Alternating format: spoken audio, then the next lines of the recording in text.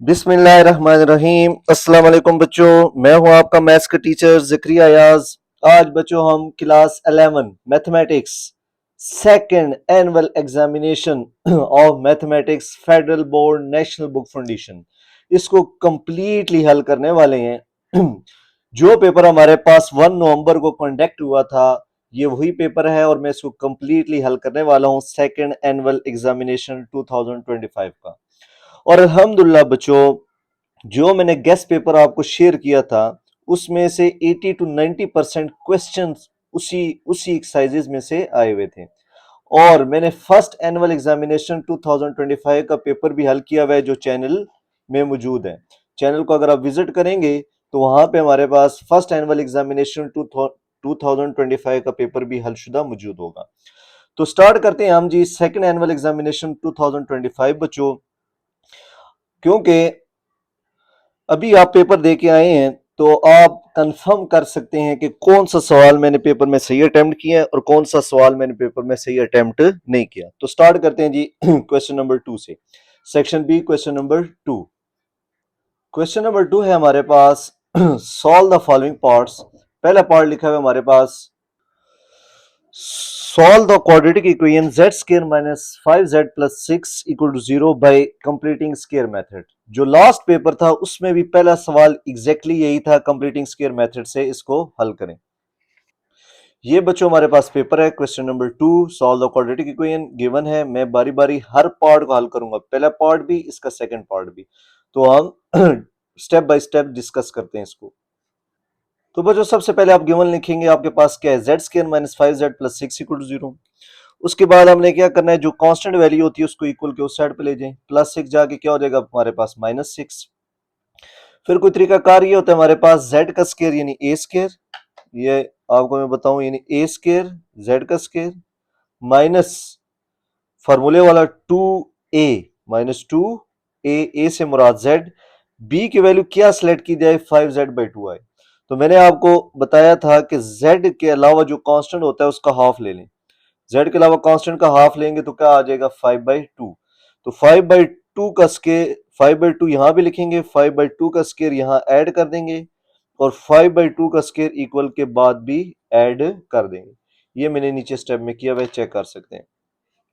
उसके बाद क्या होगा हमारे पास यहां से लेकर यहां तक ये z माइनस 2z प्लस 5/2 का होल स्क्वायर, ये हो जाएगा हमारे पास z माइनस 5/2 का होल स्क्वायर माइनस 6। इसी तरह 5 का स्क्वायर 25, 2 का स्क्वायर 4, इन दोनों का एलसीएम ले लेते हैं, 4 6 24, 25 में से 24 जाएगा 1/4 और ये हमारे पास स्क्वायर उसी तरह मौजूद। दोनों तरफ क्या ले लेंगे स्क्वायर रूट, स्क्वायर रूट लेने के बाद क्या होगा यहाँ प्लस माइनस आ जाएगा 1/2 इसका आंसर।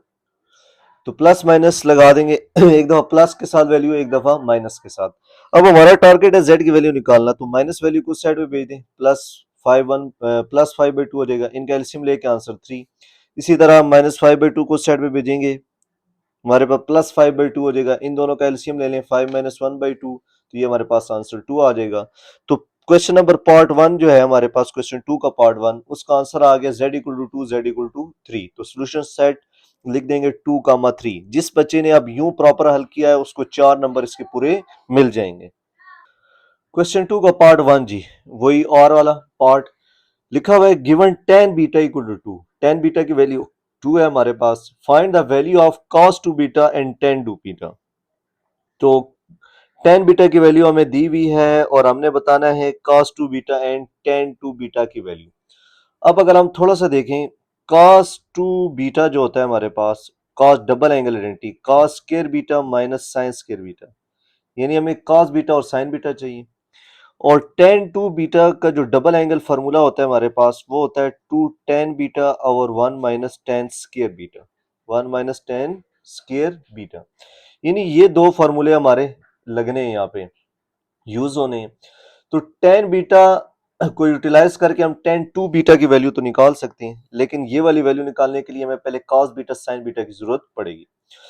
दूसरा, इस क्वेश्चन में बकायदा मेंशन नहीं है कि कौन सा कोऑर्डिनेट लें, यानी ये नहीं कहा हुआ कि tan पॉजिटिव है या cos है, कहाँ कौन सा लें, क्योंकि अब हमें पता है tan बीटा इक्वल टू 2 लिखा हुआ है, ये पॉजिटिव है। ये कौन से कोऑर्डिनेट में पॉजिटिव हो सकता है, फर्स्ट में या थर्ड में, फर्स्ट में या थर्ड में। तो फिर हम क्या करते हैं, हम फर्स्ट को ही प्रेफर कर देंगे कि हमारे पास जो क्वाड्रेंट होगा वो कौन सा हो जाएगा, फर्स्ट क्वाड्रेंट। क्योंकि ये मैंने थोड़ी सी हिंट लिख दिया, क्वाड्रेंट मिसिंग है जिससे हमें मालूमात नहीं मिली। तो किसी बच्चे ने अगर फर्स्ट क्वाड्रेंट को लेके किया फिर भी ठीक है, अगर किसी बच्चे ने थर्ड क्वाड्रेंट को यूटिलाइज करके किया फिर भी ठीक है, लेकिन जब दोनों हो तो हम फर्स्ट वाले क्वाड्रेंट को प्रेफर करते हैं। अब आप क्या करेंगे, टेन बीटा बेसिकली हमारे पास क्या लिख सकते हैं, 2/1, क्योंकि मैं इसको कंपेयर करने लगा हूं, 10 परपेंडिकुलर बेस के इक्वल होता है। ये हमारे पास राइट ट्राइंगल बन जाएगी ए बी सी, जिसमें परपेंडिकुलर की वैल्यू 2 है, बेस की वैल्यू 1 है। ये मैं ट्राइंगल वाले कॉन्सेप्ट से कर रहा हूं, कोई बच्चा secant square theta equal to 1 plus tan square theta वाला फॉर्मूला लगाता है तब भी ठीक है, दोनों तरीकों से हो जाएगा। क्योंकि परपेंडिकुलर बेस की वैल्यू गिवन है तो आप पाइथागोरस थ्योरम लगाएंगे, हाइपोटेन्यूज का स्क्वायर इक्वल टू बेस का स्क्वायर प्लस परपेंडिकुलर का स्क्वायर, और परपेंडिकुलर की जगह 2 और बेस की जगह आप 1 पुट कर देंगे तो हमारे पास हाइपोटेन्यूज की वैल्यू आ जाएगी। यहाँ पे आप वैल्यू पुट कर दे, 1 का स्क्वायर 1, 2 का स्क्वायर 4, 1 प्लस 4 5, स्क्वायर रूट ले लेंगे प्लस माइनस 5, तो हाइपोटेन्यूज आ गया हमारे पास अंडर रूट 5। फिर आप क्या करेंगे, कॉस बीटा, क्या फॉर्मूला होता है, बेस बाय हाइपोटेन्यूज। ये हमारे पास बेस है और ये हमारे पास हाइपोटेन्यूज, जो हम फॉर्मूला लगाते हैं राइट ट्राइंगल का। तो बेस की वैल्यू 1 थी हमारे पास, हाइपोटेन्यूज अंडर रूट 5 प्लस लेंगे क्योंकि हमने क्वाड्रेंट कौन सा ले लिया, फर्स्ट क्वाड्रेंट। फिर इसी तरह हम क्या करेंगे, साइन बीटा परपेंडिकुलर और हाइपोटेन्यूज, परपेंडिकुलर की वैल्यू 2 थी हमारे पास, ये ट्राइंगल थी हमारे पास, परपेंडिकुलर इक्वल टू 2 था, बेस इक्वल टू 1 था, और हाइपोटेन्यूज अभी हमने वैल्यू निकाली अंडर रूट 5, तो ये वैल्यू पुट कर दें प्लस फर्स्ट क्वाड्रेंट। अगर किसी बच्चे ने थर्ड क्वाड्रेंट को प्रेफर करके किया तो फिर भी ठीक है, कोई इशू नहीं आएगा, आंसर थोड़ा सा चेंज आएगा लेकिन बहरहाल वैल्यू सेम रहेगी। उसके बाद हमने अब निकालना क्या क्या था जी, cos 2 बीटा। पहला पार्ट, cos 2 बीटा किसके इक्वल होता है, ये डबल एंगल आइडेंटिटी है cos की, cos square beta minus sin square beta. cos beta की value 1 over root 5, sin beta की value 2 by root 5, 1 over root 5 का स्क्वायर करेंगे 1/5, 2 का स्क्वायर 4, नीचे रूट 5 कट जाएगा 4/5, एलसीएम ले लें तो -3/5 आ जाएगा हमारे पास cos 2 बीटा की वैल्यू, ये आप चेक कर लें बच्चों।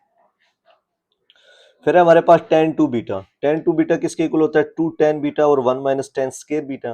तो tan बीटा की वैल्यू तो 2 थी, नीचे भी 2 का स्क्वायर, 2 का स्क्वायर हमारे पास 4 हो जाएगा, 1 में से 4 गया -3, 2 2 जा 4, तो +4 डिवाइडेड बाय -3 -4/3।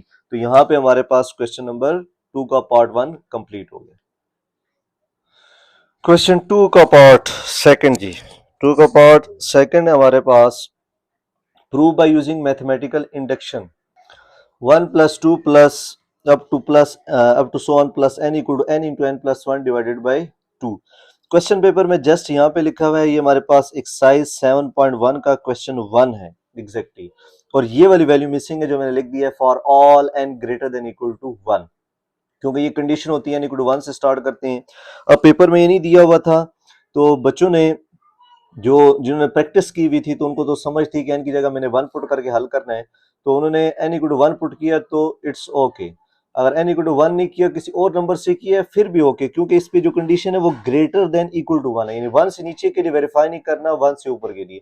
तो अमूमन हम n इक्वल टू 1 लेते हैं, अगर किसी बच्चे ने 2 3 4 5 लिया क्योंकि कंडीशन मिसिंग थी तो इट्स ओके, वो ठीक ही है।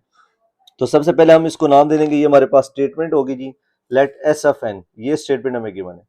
तो तरीकाकार क्या होता है हमारे पास मैथमेटिकल इंडक्शन का, पुट n की जगह 1 पुट करते हैं, n की जगह 1 पुट करें, फिर ये वाली वैल्यू खत्म हो जाती है, n की जगह 1, n की जगह 1, 1 प्लस 1 2, 2 डिवाइडेड बाई 2, 1 आंसर आ गया। चेक करें, ये वाली वैल्यू स्किप हो जाती है, जस्ट n की जगह 1 पुट किया जाता है, तो 1 इक्वल टू 1 आ गया, इसका मतलब हो गया so it is true for n equal to 1। क्योंकि मैंने आपको बता रहा हूं हमारे पास कंडीशन मिसिंग थी, किसी बच्चे ने 3 4 के लिए किया फिर भी आंसर सेम आया होगा कि लेफ्ट और राइट सेम आ गया होगा। फिर दूसरा स्टेप क्या होता है हमारे पास, suppose it is true for n equal to k, हम n की जगह क्या पुट कर देते हैं, k, n की जगह k, तो यहां भी k plus 1 divided by 2, check करें, ये आप लिख देंगे, ये सपोज हो गया। अब टू प्रूव हमने ये करना होता है, to prove it is true for n equal to k plus 1, to prove it is true for n equal to k plus 1, तो ये मैं दिखाता हूं अब, to prove it is true for n equal to k plus 1, यानी n equal to k plus 1 के लिए हमने स्टेटमेंट को ट्रू करना है। अब उसका तरीकाकार ये होता है, हमारे पास जो n की वैल्यू यहाँ लिखी हुई थी n की, उसकी जगह आप क्या पुट कर दें, k प्लस वन। अब हमने n की जगह k प्लस वन किया है, तो इस वाली इक्वेशन में जो इक्वेशन वन लिखी हुई है, इसमें adding k plus one on both side of equation one, तो k plus one left side पे भी ऐड हो जाएगी और k plus one right side पे भी। उसके बाद क्या होगा, k प्लस वन हमारे पास इधर भी है इधर भी है, इसको हम कॉमन ले लेंगे।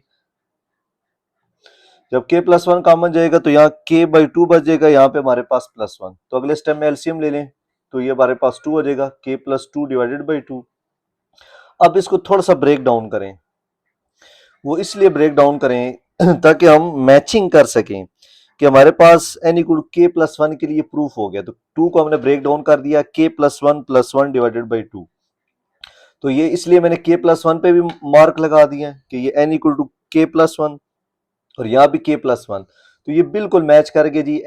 k प्लस वन किसके लिए इक्वल है, n plus one divided by two, यानी so it is true for n equal to k plus one. तो यहाँ पे मैथमेटिकल इंडक्शन कंप्लीट हो गया है। इस तरीके से किसी ने क्वेश्चन किया हुआ है बच्चों, तो उसको 4 नंबर पूरे मिल जाएंगे शॉर्ट क्वेश्चन के।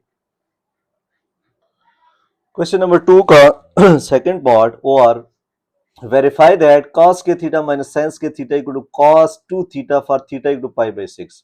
ये cos डबल एंगल आइडेंटिटी है हमारे पास, इसको हमने वेरीफाई करना है किसके लिए, theta equal to pi by 6। तो आप गिवन लिखे cos डबल एंगल आइडेंटिटी, किसके लिए वेरीफाई करना है, थीटा की जगह पाई बाई 6। तो जहां जहां थीटा है उसकी जगह क्या लिखना था, पाई बाई 6। ये सवाल थोड़ा सा हट के आया था बच्चों के लिए, तो जिस बच्चे ने यूं हल किया हुआ है तो उसको नंबर मिल जाएंगे फुल। थीटा की जगह पाई बाई 6, थीटा की जगह पाई बाई 6। पाई का मतलब होता है 180, पाई का मतलब होता है 180 ट्रिग्नोमेट्री में, तो 180 डिवाइडेड बाई 6, 180 डिवाइडेड बाई 6 30 हो जाएगा, 180 डिवाइडेड बाई 6 30, 180 डिवाइडेड बाई 360 हो जाएगा। और जो फंक्शन पे स्केयर होता है बच्चों, इसको हम होल स्केयर लिख सकते हैं, साइन स्केयर को हम होल स्केयर लिख सकते हैं। तो cos थीटा की वैल्यू मैंने याद करवाई हुई आपको, cos थीटा क्या है, अंडर रूट 3/2 का whole square, sine theta 1/2, cos 60 1/2। नहीं तो सिंपल कैलकुलेटर यूज करें, cos 30 sin 30 की वैल्यू आ जाएगी। तो ये स्केयरिंग कर लें, 3/4 हो जाएगा माइनस 1/4, इनका एलसीएम ले लें। एलसीएम लेने के बाद आप चेक करेंगे, 2 1 2 2 2 4 कट के 1/2 इक्वल 1/2। तो इसका मतलब ये हो गया हमारे पास ये क्वेश्चन वेरीफाइड हो गया है और प्रूव्ड। ये क्वेश्चन थोड़ा सा हट के था, अगर किसी बच्चे ने इस तरीके से किया हुआ है तो उसको पूरे मार्क्स मिल जाएंगे। 2 का थर्ड पार्ट है हमारे पास, find the inverse of the given matrix using row operation. Using row operation को इस्तेमाल करते हुए इसकी वैल्यू निकालें। तो ये बच्चों हमारे पास एक्सरसाइज 2.5 में से सवाल आया है, क्वेश्चन नंबर 3 में से। एग्जैक्टली वो सवाल तो नहीं है, लेकिन मेथड और कॉन्सेप्ट हमारे पास सेम है। तो रो ऑपरेशन को निकालने का तरीकाकार ये होता है कि सबसे पहले हम लिखते हैं एगमेंटेड मैट्रिक्स। एगमेंटेड मैट्रिक्स किस तरह का होता है हमारे पास, ये वाला मैट्रिक्स लिखते हैं सारा, और इसके साथ रेशियो लगा के आइडेंटिटी मैट्रिक्स लिख देते हैं, 1 0 0 0 1 0 0 0 1। अब किसी बच्चे ने इसको इनवर्स मेथड से किया हुआ है इस तरीके से, A inverse equal to 1 over A mod adjoint of A वाले तरीके से। अगर किसी ने इस तरीके से किया हुआ है तो ये गलत किया हुआ है, क्योंकि यहाँ पे बकायदा मेंशन है using row operation, row operation को हल करते हुए करें। तो ये 2.5 का सवाल है हमारे पास, क्वेश्चन नंबर 3। तो इसलिए अगर किसी ने इस तरीके से कर दिया तो उसकी लक है, अगर टीचर नंबर दे दे तो इट्स ओके, नहीं तो सिफर कर देगा। तो बहरहाल हम रो ऑपरेशन को हल करते हैं, डॉटेड लाइन भी लगा सकते हैं, यूं प्रॉपर लाइन भी लगा सकते हैं, साथ आइडेंटिटी मैट्रिक्स ले लेते हैं। फिर हमने करना ये होता है कि ये जो मैट्रिक्स है मेरे पास, इसको आइडेंटिटी मैट्रिक्स बनाना होता है, और यहाँ जो भी शक्ल बन जाए वो हमारा इनवर्स होता है। तो रो ऑपरेशन स्टार्ट करने के लिए सबसे पहले चीज ये होती है हमारे पास यहाँ पे 1 हो, पहले मैट्रिक्स के टॉप पे यहाँ पे 1 होना चाहिए। यहाँ पे 1 नहीं है लेकिन नीचे 1 मौजूद है, तो मैं क्या करता हूँ, ये मेरे पास रो 1 है, ये मेरे पास रो 2 है, मैं इनको इंटरचेंज कर देता हूँ। मैं लिखता हूँ रो 1 2, रो 1 2 का मतलब इंटरचेंज रो 1 एंड 2, यानी ये वाली रो सारी ऊपर चली जाएगी, ये 2 1 0 1 0 0 वाली रो सारी नीचे आ जाएगी, और थर्ड वाली रो इसी तरह लिखी रहेगी। उसके बाद आपने क्या करना है जी, 1 बन गया, 1 के नीचे 0 बनाने हैं, तो एक 0 तो बना हुआ है, जस्ट मैंने रो 2 को 0 करना है। तो इसके लिए ऑपरेशन होता है, रो 2 में ऐड करें -2 टाइम्स रो 1 से मल्टीप्लाई कर दें, यूं करेंगे। तो जब हम मल्टीप्लाई करेंगे ये, उसके लिए सबसे पहले इस मैट्रिक्स को दोबारा लिखें, रो 2 पे उंगली रखें, यूं माइनस को रो 1 से मल्टीप्लाई करें, यहां देखिए टू वन जार टू वन जार टू जीरो से मल्टीप्लाई होके जीरो, टू जीरो से मल्टीप्लाई होके जीरो, टू वन जार टू जीरो से मल्टीप्लाई होके जीरो। तो ये आपने पूरी रो से करना होता है, ये नहीं कि सिर्फ यहां तक करना है, इस पूरी रो से इसको मल्टीप्लाई करेंगे। फिर इसको थोड़ा सा हल कर लेते हैं। टू में से टू के जीरो, टू में से वन गया -1 और बाकी -2, ये बच जाएगा हमारे पास। चेक कर लें, अब 1 बन गया, 1 के नीचे जीरो। अब जस्ट यहाँ पे 1 होना चाहिए क्योंकि हमने आइडेंटिटी मैट्रिक्स का ऑर्डर इस तरह बनाते हैं, 1 नीचे जीरो, फिर यहाँ 1, फिर नीचे जीरो, नीचे ऊपर जीरो। तो बहरहाल अब यहाँ 1 बनाना है तो इसका तरीकाकार ये होगा, नीचे तो 1 मौजूद नहीं है तो रो 2 को -1 से मल्टीप्लाई कर दें, -1 मल्टीप्लाई बाई रो 2, तो ये 1 हो जाएगा, ये +2 हो जाएगा। तो ये हो गया। अब हमने 1 के ऊपर जीरो बनाना है। 1 के ऊपर जीरो कैसे बनेगा, ये ऑपरेशन लगाएं, रो 1 माइनस रो 2। रो 1 में से रो 2 माइनस कैसे करेंगे, रो 1 पे याद रखें पहला ऑपरेशन है, रो 2 -0 -1 -0 -0 -2 -0। तो इनको हल कर लें, 1 - 1 0 हो जाएगा, 1 - 2 -1, ये आ गया। अब अगर आप थोड़ा सा नोट करें तो 1 नीचे जीरो बन गया, 1 ऊपर नीचे जीरो बन गया, 1 के ऊपर जीरो, यानी ये हमारे पास डायगोनल मैट्रिक्स हो गया, इसके नीचे भी जीरो हो गया, ऊपर भी जीरो, यानी ये आइडेंटिटी मैट्रिक्स बन गया। तो इसका मतलब ये हो गया, इसका जो इनवर्स बन रहा है हमारे पास, वो क्या बन रहा है, ये वाली वैल्यू 0 - 1 0 0 2 0 0 0 1, ये हमारे पास ए इनवर्स हो जाएगा और यहाँ पे क्वेश्चन कंप्लीट हो जाएगा। अगर किसी बच्चे ने इस तरीके से किया है तो उसको पूरे 4 नंबर मिल जाएंगे। क्वेश्चन 2 का पार्ट थर्ड जी, लिखा हुआ है हमारे पास, find the value of m। ये सवाल पिछले दफा पेपर में भी आया हुआ था, एक्सरसाइज 3.4 का सवाल है हमारे पास, गेस्ट पेपर में मैंने दिया हुआ था आपको कि अब हमें बताएं वेक्टर्स जो दिए हुए हमारे पास ए बी सी, इसमें m की वैल्यू निकालें। ये वेक्टर्स क्या है, coplanar. Exactly first annual examination में भी इसी तरह का सवाल आया हुआ था। एग्जैक्ट ये सवाल तो नहीं, कोप्लेनर का था और हमने किसी कांस्टेंट की वैल्यू निकालनी थी। तो ये हमने ए बी सी 3 वेक्टर्स लिख लिए जी, A B C. Since given vectors are coplanar, vector जब कोप्लेनर कब होते हैं, जब इनका स्केलर ट्रिपल प्रोडक्ट 0 होता है। यानी आपने क्या लिखना है, 1 आई का कोफिशिएंट 1, जे का कोफिशिएंट m, k का कोफिशिएंट 2, 1 m2, दूसरे ये चेक करें 1 m2, दूसरे का 2 - 1 3, 2 - 1 3, और लास्ट 3 2 1, 3 2 1, इसको इक्वल टू 0 रखें। ये हमारे पास स्केलर ट्रिपल प्रोडक्ट का फॉर्मूला है और इसको जब हम एक्सपेंड करेंगे तो हमारे पास m का आंसर आ जाएगा। एक्सपेंडिंग बाय रो 1, तरीकाकार क्या होता है हमारे पास, पहली वैल्यू +1 जिस रो कॉलम में उसको छोड़ दे, -1 3 2 1, फिर दूसरी वैल्यू -m जिस रो कॉलम में उसको छोड़ दे, 2 3 3 1, फिर +2 जिस रो कॉलम में उसको छोड़ दे, 2 - 1 3 2 इक्वल टू 0। फिर क्रॉस मल्टीप्लाई होता है, -1 multiply by 1 2 multiply by 3 centre में minus, 2 multiply by 1 3 multiply by 3 centre में minus, 2 multiply by 2 3 multiply by -1 centre में माइनस। तो माइनस माइनस माइनस प्लस -1, 2 3 जा 6, 2 1 जा 2, 3 3 जा 9, 2 2 जा 4, 3 1 जा 3, माइनस माइनस प्लस हो जाएगी। -6 -1 -7, 9 में से 2 गए -7, 4 + 3 7, 7 2 जा 14, तो -7 माइनस माइनस +7m हो जाएगा। 14 में से 7 के +7 बच जाएगा, 7 को उधर भेजिए -7, 7 मल्टीप्लाई और नीचे आके डिवाइड कर दे तो m की वैल्यू क्या आ जाएगी हमारे पास, -1। तो 3 वेक्टर जब कोप्लेनर हो तो m की वैल्यू -1 आती है। बच्चों अगर आपने इसको इस तरीके से किया है तो आपको 4 नंबर मिल जाएंगे। 2 का पार्ट 4 जी, 2 का पार्ट 4 है, वेरीफाई करें cos theta into cos pi by 3 minus theta cos पाई/3 plus theta equal to 1/4 cos 3 theta. ये cos ट्रिपल एंगल आइडेंटिटी हमने प्रूव करनी। तरीकाकार आसान से, लेफ्ट हैंड साइड ले लें। अब यहाँ आपने थोड़ा सा नोट करना है, यहाँ एक cos अल्फा माइनस बीटा और यहाँ अल्फा प्लस बीटा का फॉर्मूला लग रहा है। तो cos alpha plus beta cos alpha cos beta minus sin alpha sin beta, plus हो तो माइनस आता है और माइनस हो तो प्लस आ जाए। अब आपने इन यहाँ पे आइडेंटिटी लगानी है, cos थीटा इसी तरह cos alpha cos beta cos पाई/3 cos theta, minus हो तो plus sin पाई/3 sin alpha sin beta. इसी तरह यहाँ पे cos alpha cos beta, plus है तो माइनस सेंटर में sin अल्फा, यानी अल्फा से मुराद पाई/3 और बीटा से मुराद थीटा sin थीटा। फिर cos पाई/3 से मुराद cos 60 है, क्योंकि पाई का मतलब मैंने आपको बताया 180 होता है ट्रिग्नोमेट्री में, और cos थीटा आ गया, पाई की जगह 180 डिवाइडेड बाई 3 sin 60, यहाँ भी cos 60 और sin 60। फिर cos 60 हमारे पास 1/2, sin 60 under root 3/2, calculator use कर लें। cos 60 1/2, sin 60 under root 3/2। अगर आप थोड़ा सा चेक करेंगे नीचे 2 2 सेम है तो हम एलसीएम ले लेते हैं। नीचे वैल्यू सेम हो तो ऊपर वाली वैल्यूज इसी तरह आ जाती हैं। cos theta plus under root 3 sin theta, cos theta minus under root 3 sin theta. नीचे 2 2 से मल्टीप्लाई होकर हमारे पास 4 हो जाएगा, cos थीटा बाई 4। ये जो cos है ये बाहर लिखा है। अब यहाँ पे क्या होगा हमारे पास a plus B a minus B, यानी a प्लस बी लिखा हुआ है मेरे पास, ये a माइनस बी। तो क्या फार्मूला है, ए स्केयर माइनस बी स्केयर। तो पहली वैल्यू का स्केयर माइनस दूसरी वैल्यू का स्केयर, तो ये cos स्केयर थीटा हो जाएगा, ये माइनस अंडर रूट का स्केयर लेंगे 3 साइन स्केयर थीटा। ये सवाल भी थोड़ा सा हटके है सवाल। अब यहाँ पे आके बच्चा रुक जाता है कि अब मैं इसको कैसे प्रूफ करूं। तो यहाँ आपने देखना है, अगर आपने यहीं पे सवाल छोड़ दिया था 1/4 cos theta cos square theta minus sin square theta, तो एक्सपेक्टेड हो सकता है आपको 2 नंबर तो मिलेंगे, हो सकता है 3 भी मिल जाए। लेकिन बहरहाल अब आपको इसको मजीद हल करना था। कैसे हल करना था, क्योंकि ये cos ट्रिपल एंगल आइडेंटिटी है तो cos की वैल्यू सारी आएंगी। ये हिंट थी इसकी। cos थीटा को अंदर मल्टीप्लाई कर दें, cos थीटा cos स्क्वायर से होगा cos क्यूब थीटा, यहाँ 3 cos theta sin square theta.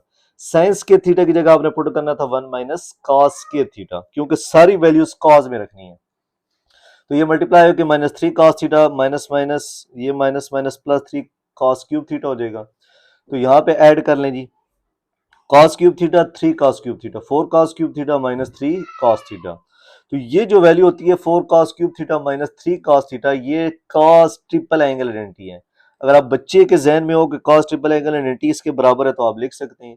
अगर किसी बच्चे ने ऊपर से डायरेक्ट लिख दिया फिर भी आपको तकरीबन 3 नंबर मिल जाएंगे, लेकिन अगर प्रॉपर इस वे से किया है तो आपको 4 के 4 नंबर इसके मिल जाएंगे। तो यहाँ पे हमारे पास ये पार्ट कंप्लीट हो गया। 2 का पार्ट 4 जी कहता है find the value of k if the given system is consistent. ये थोड़ा सा सवाल उन्होंने हट के दिया है कि सिस्टम कंसिस्टेंट है, आप k की वैल्यू निकालें। ये आपने बच्चों एग्जैक्टली हल करना था एक्सरसाइज 2.6 क्वेश्चन 2 की तरह। एक्सरसाइज 2.6 क्वेश्चन 2 वहां पे लैम्डा की वैल्यू थी, यहाँ हमारे पास k की वैल्यू है। तो एग्जैक्टली उस तरीके से हल करना था, तो हम इसको करते हैं जी। सबसे पहले हम इसको मैट्रिक्स फॉर्म में लिखते हैं। मैट्रिक्स फॉर्म में लिखने का स्टाइल ये होता है हमारे पास, अगर a को लेट करें, x का कोफिशिएंट 1 है मेरे पास तो आप लिख देंगे 1, y का कोफिशिएंट -4, z का कोफिशिएंट 3, x का कोफिशिएंट 2, y का कोफिशिएंट k, z का कोफिशिएंट कुछ नहीं है तो 1। यहाँ x का कोफिशिएंट 1, y का कोफिशिएंट -2, z का कोफिशिएंट k, ये हमारे पास आ गया a। सबसे पहले हमने इसको एक्सपेंड करना था और इससे k की वैल्यू निकालनी थी हमने। तो चेक करें, एक्सपेंडिंग बाय रो 1। तो तरीकाकार क्या था हमारे पास, 1 लिखते हैं, 1 जिस रो कॉलम में उसको छोड़ देते हैं, k1 -2k। पहली वैल्यू प्लस होती है, दूसरी हमारे पास माइनस, फिर -4 जिस रो कॉलम में उसको छोड़ दे 2 1 1k, फिर +3 जिस रो कॉलम में उसको छोड़ दे 2k 1 -2। क्रॉस मल्टीप्लाई करें, k से होगा k स्क्वायर, -2 1 से होगा -2 और सेंटर के माइनस से +2 हो जाएगा, ये माइनस माइनस +4 2k -1 3 2 2 4 और 1k से मल्टीप्लाई होकर -k। बहरहाल इनको मल्टीप्लाई कर लें, k स्क्वायर +2 4 2 8k और 4 -1 से होगा -4 3 4 -12 -3k। तो यहाँ पे थोड़ा सा देखें, k स्क्वायर आ जाएगा, 8k में से 3k गए 5k और -12 -4 -16 में से +2 गए -14। फिर हमने लिखना था system is consistent so a mod equal to 0, यानी आपने यहाँ से एक जो k की वैल्यूज हैं वो निकालनी थी, तो आपने a mod इक्वल टू 0 रखना था और यहाँ से मिड टर्म ब्रेक करके k मतलब 5k -14 क्या मिड टर्म ब्रेक होती है 7k -2k, ये आपने लिखना था। पहले दो में से k कॉमन आ रहा है, इन दोनों में से -2 कॉमन आ रहा है, फिर k+7 कॉमन ले लेते हैं तो k -2। तो हमारे पास एक value k+7 equal 0 k equal -7 आ जाती है और एक k की वैल्यू 2। तो k equal -7 k equal 2 values के लिए अब हमने इस सिस्टम को हल करना था। अब ये दो वैल्यूज आ गई हैं तो दो दफा इन इक्वेशंस को हमने हल करना है। अगर किसी बच्चे ने आगे हल नहीं किया तो एक्सपेक्टेड है 2 नंबर उसको मिल जाएंगे, अगर किसी बच्चे ने आगे हल किया तो हम उसको पूरे मार्क्स मिल जाएंगे। फॉर k इक्वल टू -7, अब जो सिस्टम इक्वेशन थी वहां जहां जहां k लिखा हुआ था, यहाँ पे k था -7 पुट कर दिया, जहां पे k था -7 पुट कर दिया। अब ये तीन इक्वेशन होमोजेनियस इक्वेशन है, तीनों में कांस्टेंट नहीं है हमारे पास, इसको हमने हल करके इसकी वैल्यूज निकालनी। इसको दो तरीकों से हम कर सकते हैं, एक एचलन फॉर्म वाले तरीके से भी कर सकते हैं और सिमल्टेनियसली भी हल कर सकते हैं। सिमल्टेनियस वाला जरा आसान है, उसमें जस्ट इतना करना होता है, किसी एक एक्स वाई जेड में से एलिमिनेट करना होता है। अगर मैं इक्वेशन 1 और 3 ले लूं, यहां भी x है यहां भी x है, जस्ट माइनस करना पड़ेगा तो हमारे पास x एलिमिनेट हो जाएगा। इक्वेशन 1 माइनस इक्वेशन 3 करें जी, ये मैंने नीचे लिख दिया, तो ये साइन चेंज हो जाएंगे, प्लस एक्स माइनस एक्स काट गया, माइनस 4y में से 2 आएगा minus 2y, plus 7z plus 3z हमारे पास 10z equal to 0, plus 10z उस साइड पे जाएगा माइनस 10z हो जाएगा, माइनस 2 मल्टीप्लाई और डिवाइड हो जाएगा, y इक्वल टू 5z। ये आंसर आ गया। y को किसी भी एक इक्वेशन में पुट कर दें, 1 में पुट करें, y की जगह 5z, 4 5 जा 20z, 20z में से 3z के माइनस 17z, 17z को उस साइड पे भेजेंगे तो हमारे पास प्लस 17z आ जाएगा। तो कहने का मकसद क्या हो गया, x इक्वल टू 17z आ गया, y इक्वल टू 5z आ गया। जो ऐसी इक्वेशन होती है जो होमोजीनियस होती है, इसमें थर्ड वेरिएबल हमेशा मिसिंग होता है या सिफर होता है, तो इसके लिए हम क्या करते हैं, जनरल मैकेनिज्म करते हैं, हम लेट करते हैं, let z equal to T, क्योंकि x भी इन टर्म ऑफ z है, y भी इन टर्म ऑफ z है। अगर मैं z को t लेट कर लूं तो सो x इक्वल टू 17t हो जाएगा और y इक्वल टू 5t। और तो जब हमारे पास इन टर्म ऑफ टी आ गए तो आप लिख देते हैं वेयर टी इज आर्बिट्रेरी, तो x 17t है, y 5t है और z मेरे पास t। तो ये हमारे पास k इक्वल टू -7 के लिए ये हल हो जाएगा। अगर आपने एक्स वाई जेड की प्रॉपर वैल्यू निकालनी है तो x किसके इक्वल है हमारे पास 17t, y किसके इक्वल है हमारे पास 5t और z t के, तो t यहां से जस्ट कॉमन ले लें तो क्या बचेगा 17 5 1, तो ये हमारे पास जो वेक्टर है कह लें एक्स वाई जेड वाला, उसका आंसर ये आता है। यूं भी लिख सकते हैं बच्चों, यहाँ पे भी क्लोज कर सकते थे, तो दोनों में जितना भी किया होगा यहाँ तक पूरे नंबर मिल जाएंगे। फॉर k इक्वल टू 2 के लिए अब हम इसको हल करते हैं, क्योंकि दो सिस्टम ऑफ इक्वेशन थी, तो यहाँ पे k की जगह 2, k की जगह हमारे पास 2 आ गया।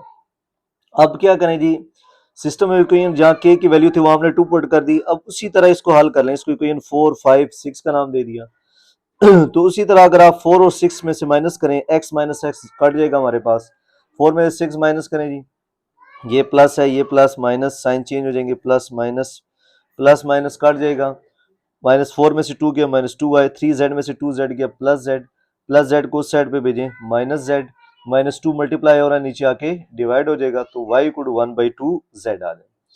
तो उसी तरह जिस तरह पहले पॉइंट किया उसी तरह आपने इसको भी हल करना है, y की वैल्यू किसी एक इक्वेशन में पुट कर दें, जैसे कि मैंने एक पुट इन इक्वेशन 4 किया, 2 2 जा 4 कट गया, 3z में से 2z गया, z बच गया, z जाके हमारे पास माइनस हो जाएगा, तो x equal to minus z। तो लेट, क्योंकि x भी इन टर्म ऑफ z आ गया, y भी इन टर्म ऑफ z आ गया, तो जैसे पहले पॉइंट में किया let z equal to t, let करेंगे, so x equal to minus T, y equal to 1/2 t और z इक्वल टू t, तो ये हमारे पास आंसर आ जाएंगे एक्स वाई जेड के वेयर टी इज आर्बिट्रेरी। और दूसरा मैंने आपको बताया है, आप कहते हैं मैंने मैट्रिक्स फॉर्म में आंसर देना है एक्स वाई जेड, तो उसके लिए आपको ये करना पड़ेगा, एक्स की जगह माइनस टी, वाई की वैल्यू 1/2 टी, जेड की वैल्यू टी, और टी आप कांस्टेंट लेंगे, -1 बच जाएगा या 1/2 बच जाएगा, यहाँ पे 1 ये आ जाएगा, और T belongs to real number, ये आप लिख देंगे। तो ये भी ठीक है, यहां तक जिसने क्वेश्चन अटेम्प्ट किया है तो उसको 4 नंबर मिल जाएंगे। क्वेश्चन 2 का part 5, solve the system of equation x plus Y equal to 6, x plus Z equal to 5, Z equal to 2 by using Cramer rule. ये हमारे पास 2.6 का ही सवाल है, और लास्ट पेपर में भी इसी में से सवाल आया था क्रैमर रूल में से। तो क्रैमर रूल को लिखने का स्टाइल हमारे पास कुछ इस तरह है कि जो हमारे पास इक्वेशन लिखी होती है उसको जरा प्रॉपर लिखना होता है हमने, यानी x plus Y, Z missing है तो 0 जेड इक्वल टू 6, यहाँ पे x y मिसिंग है तो 0 y plus Z equal to 5, यहाँ पे x मिसिंग है y भी मिसिंग है तो 0 0 लिख देंगे, प्लस जेड इक्वल टू 2। जब हम मैट्रिक्स फॉर्म में इसको लिखेंगे तो कुछ ऐसा आएगा 1 1 0 1 0 1, ये चेक करें, और third 0 0 1 0 0 1 into X Y Z equal to 6 5 2, ये हमने मैट्रिक्स फॉर्म में इसको लिख लिया। अब आपने क्या करना है, इसको ए मैट्रिक्स का नाम, इसको कैपिटल एक्स, इसको बी। तो क्रैमर रूल के मुताबिक x होता है ए एक्स मॉड और A mod, y equal A Y mod और A mod, z equal A Z mod और ए मॉड। अगर किसी ने d1 और ए मॉड किया, d2 by A mod, d3 by A mod किया तब भी ठीक है। तो where A equal to this, इसको एक्सपेंड करें, expanding by row one, same तरीका कार, जिस रो कॉलम में उस वैल्यू को छोड़ दें, पहले प्लस फिर माइनस फिर प्लस। ये आप हल करेंगे तो आपके पास ए मॉड का आंसर आ जाएगा -1। तो ये चेक कर सकते हैं आप, ए मॉड आ गया -1 नॉट इक्वल टू 0। अब ए मॉड का आंसर तो आगे जो नीचे डिवाइड हो रहा है, अब हमने निकालना ए एक्स मॉड। जब हम ए एक्स मैट्रिक्स लिखेंगे तो हमारे पास जो ये पहली कॉलम है हमारे पास 110, इसको हम रिप्लेस कर देंगे 652 से, यानी 652 यहाँ पे आ जाएगा और ये हमारे पास बाकी दो इसी तरह रहेंगे और ये ए एक्स हो जाएगा। चेक करेंगे 652 ऐसे ही आ जाएगा मतलब रिप्लेस हो जाएगा, बाकी दो कॉलम इसी तरह। फिर उसी तरह एक्सपेंडिंग बाय रो वन, +6 जिस रो कॉलम में उसको छोड़ दे, फिर पहली वैल्यू प्लस फिर माइनस फिर थर्ड 0 है तो खत्म हो जाएगा। क्रॉस मल्टीप्लाई करें, ये 0 5 1 5 2 1 2 5, ये 0 हो जाएगा। मुख्तसर हल होने के बाद मेरे पास ए एक्स मॉड इक्वल टू -3 आ जाएगा। फिर जब हम ए वाई मॉड लिखेंगे, जो दूसरा कॉलम होगा, जो बी की वैल्यू है वो दूसरे कॉलम में रिप्लेस कर देंगे, पहले और तीसरे की वैल्यू उसी तरह लिखी रहेगी। फिर इसी तरह इसको हम एक्सपेंड कर देंगे, एक्सपेंड ये मैंने किया हुआ है प्रॉपर, आप चेक कर लें इसको तसल्ली के साथ। ए वाई मॉड का आंसर भी हमारे पास क्या आ जाएगा -3। उसके बाद आप क्या करेंगे, ए जेड मॉड। ए जेड मॉड में आप थर्ड कॉलम में 652 को रिप्लेस करेंगे, बाकी दो कॉलम इसी तरह रहेंगे और इसको जब हम एक्सपेंड करेंगे तो हमारे पास आंसर आ जाएगा -2। ये आप चेक कर लें तसल्ली के साथ एक्सपेंडिंग वाले तरीके से कि पहली रो 1 रो कॉलम छोड़ दें, फिर -1 रो कॉलम छोड़ दें, फिर +6 रो कॉलम छोड़ के हल कर लें क्रॉस मल्टीप्लाई। तो ए जेड इक्वल टू -2 आ गया। आप जस्ट फार्मूला पुट करेंगे, x equal to A X mod और ए मॉड, वैल्यू पुट करें, x इक्वल टू 3 आंसर आ जाएगा। y equal to A Y mod और A mod, A Y mod की वैल्यू -3 थी, ए मॉड की -1, minus minus cut के +3। z ए Z mod और A mod minus minus cut के z इक्वल टू 2। तो ये हमारे पास एक्स वाई जेड आ गया। अगर आप वेरीफाई करना चाहते हैं कि मेरे आंसर ठीक है या गलत, तो उसके लिए किसी भी एक इक्वेशन में, मैं एक इक्वेशन लेता हूँ x plus Y equal to 6, तो x की जगह भी 3, y की जगह भी 3, तो 6 इक्वल टू 6, तो इसका मतलब ये वेरीफाइड हो गया, यही मेरे आंसर है। अब जिस बच्चे के answer x equal to 3, y equal to 3 और z इक्वल टू 2 आया है, तो समझिए उसका क्वेश्चन ठीक हुआ है। अब है हमारे पास क्वेश्चन 2 का part 5, find the values of n and r, ये ओ आर वाला पार्ट है। n2 इक्वल टू 28 लिखा हुआ है। अब ये जो n2 लिखा होता है बेसिकली ये हमारे पास NCR होता है, कॉम्बिनेशन में इसको हम क्या कहते हैं जी, NCR। ये जो सवाल है हमारे पास एक्सरसाइज 6.3 में से आया हुआ है बुक में से, और लास्ट टाइम पेपर में भी इसमें से इस तरह का एक सवाल था। तो बहरहाल NC2 की वैल्यू है हमारे पास 28, इसको हम यूं लिख देंगे और इस पे फार्मूला लगाएंगे। NCR का फार्मूला होता है n factorial over n minus r factorial into r factorial. तो NC2 की जगह क्या हो जाएगा, n फैक्टोरियल नीचे 2 फैक्टोरियल n माइनस 2 का फैक्टोरियल इक्वल टू 28, ये लिख देंगे। जस्ट आपने फार्मूला लगाने, फिर आप चेक करें बड़ी वैल्यू n है n माइनस 2, तो n फैक्टोरियल बड़ी वैल्यू है तो इसको बैक वर्ड ओपन करें, n में से एक माइनस करें, n माइनस 1, एक और माइनस करें, n माइनस 2 फैक्टोरियल। वो इसलिए ताकि ऊपर n माइनस 2 और नीचे n माइनस 2 फैक्टोरियल आपस में कट जाए। n into n minus 1 divided by 2 factorial equal to 28। 2 factorial का मतलब होता है 2 मल्टीप्लाई बाई 1, बैकवर्ड आप इसको ओपन कर लें। 2 मल्टीप्लाई बाई 1 2, 2 को 28 से मल्टीप्लाई कर देते हैं जी, 28 मल्टीप्लाई बाई 2 हो गया 56, तो 56 को इस साइड पे शिफ्ट कर दें -56, तो ये तो क्वाड्रेटिक इक्वेशन बन गई हमारे पास n में। तो इसकी मिड टर्म ब्रेक कर लें इसकी मिड टर्म ब्रेक आ जाएगी -8n प्लस 7n, चेक करें। फिर पहले दो में से कॉमन ले लें n, तो n-8, यहाँ से 7 कॉमन ले लें, n-8 बच जाएगा। n-8 कॉमन लेंगे तो n प्लस 7 इक्वल टू 0, तो इन दोनों में से दोनों का प्रोडक्ट इक्वल टू 0 है, तो पहली वैल्यू भी इक्वल टू 0, दूसरी वैल्यू भी इक्वल टू 0, तो n इक्वल टू 8 आ जाएगा और n इक्वल टू -7। तो ये हमारे पास इसका पहला पार्ट हो जाएगा। अब इसका ही सेकंड पार्ट थोड़ा सा टेक्निकल पार्ट है। 10 NCR जो है ना, 10R इक्वल टू 120, तो जो 120 होता है ये बेसिकली हमारे पास 10-3 का NCR है। आप कैलकुलेटर पे 10-3 NCR लिखेंगे तो हमारे पास 120 आ जाएगा। तो यूजिंग सिमेट्री प्रॉपर्टी, यहाँ पे ये आप जिस बच्चे को याद था कि ये प्रॉपर्टी लगती है तो वो कर सकता था, अदरवाइज ये सवाल नहीं होना। अगर आप NCR का फॉर्मूला ओपन करते रहेंगे तो ये सवाल हल नहीं होना, ट्राई कर सकते हैं। तो 10 और जो है मेरे पास, तो इसके मुताबिक मैं क्या लिख सकता हूँ, यानी ये मेरे पास है 10r 10 3 equal using symmetry property, ये कहते हैं 10r equal to 10 into 10 minus r, यानी 10 में से r को माइनस करें। तो कहने का मकसद में अगर r की जगह 7 पुट कर दूं, r की जगह 7 इस जगह पे, तो 7 आ जाएगा 10 माइनस 7, तो क्या आ जाएगा 10 7 इक्वल टू 10 इंटू 3। 10 7 और 10 3 दोनों का एनसीआर लेंगे, आंसर 120 आ जाएगा। यानी एनसीआर 10 इंटू 7 और 10 इंटू 3 दोनों का आंसर 120 आएगा। ये कब आ सकता है? ये ओनली पॉसिबल जब r की वैल्यू हमारे पास 7 होगी। तो r इक्वल टू 7 के लिए ये सोल्यूशन हमारे पास होल्ड करता है।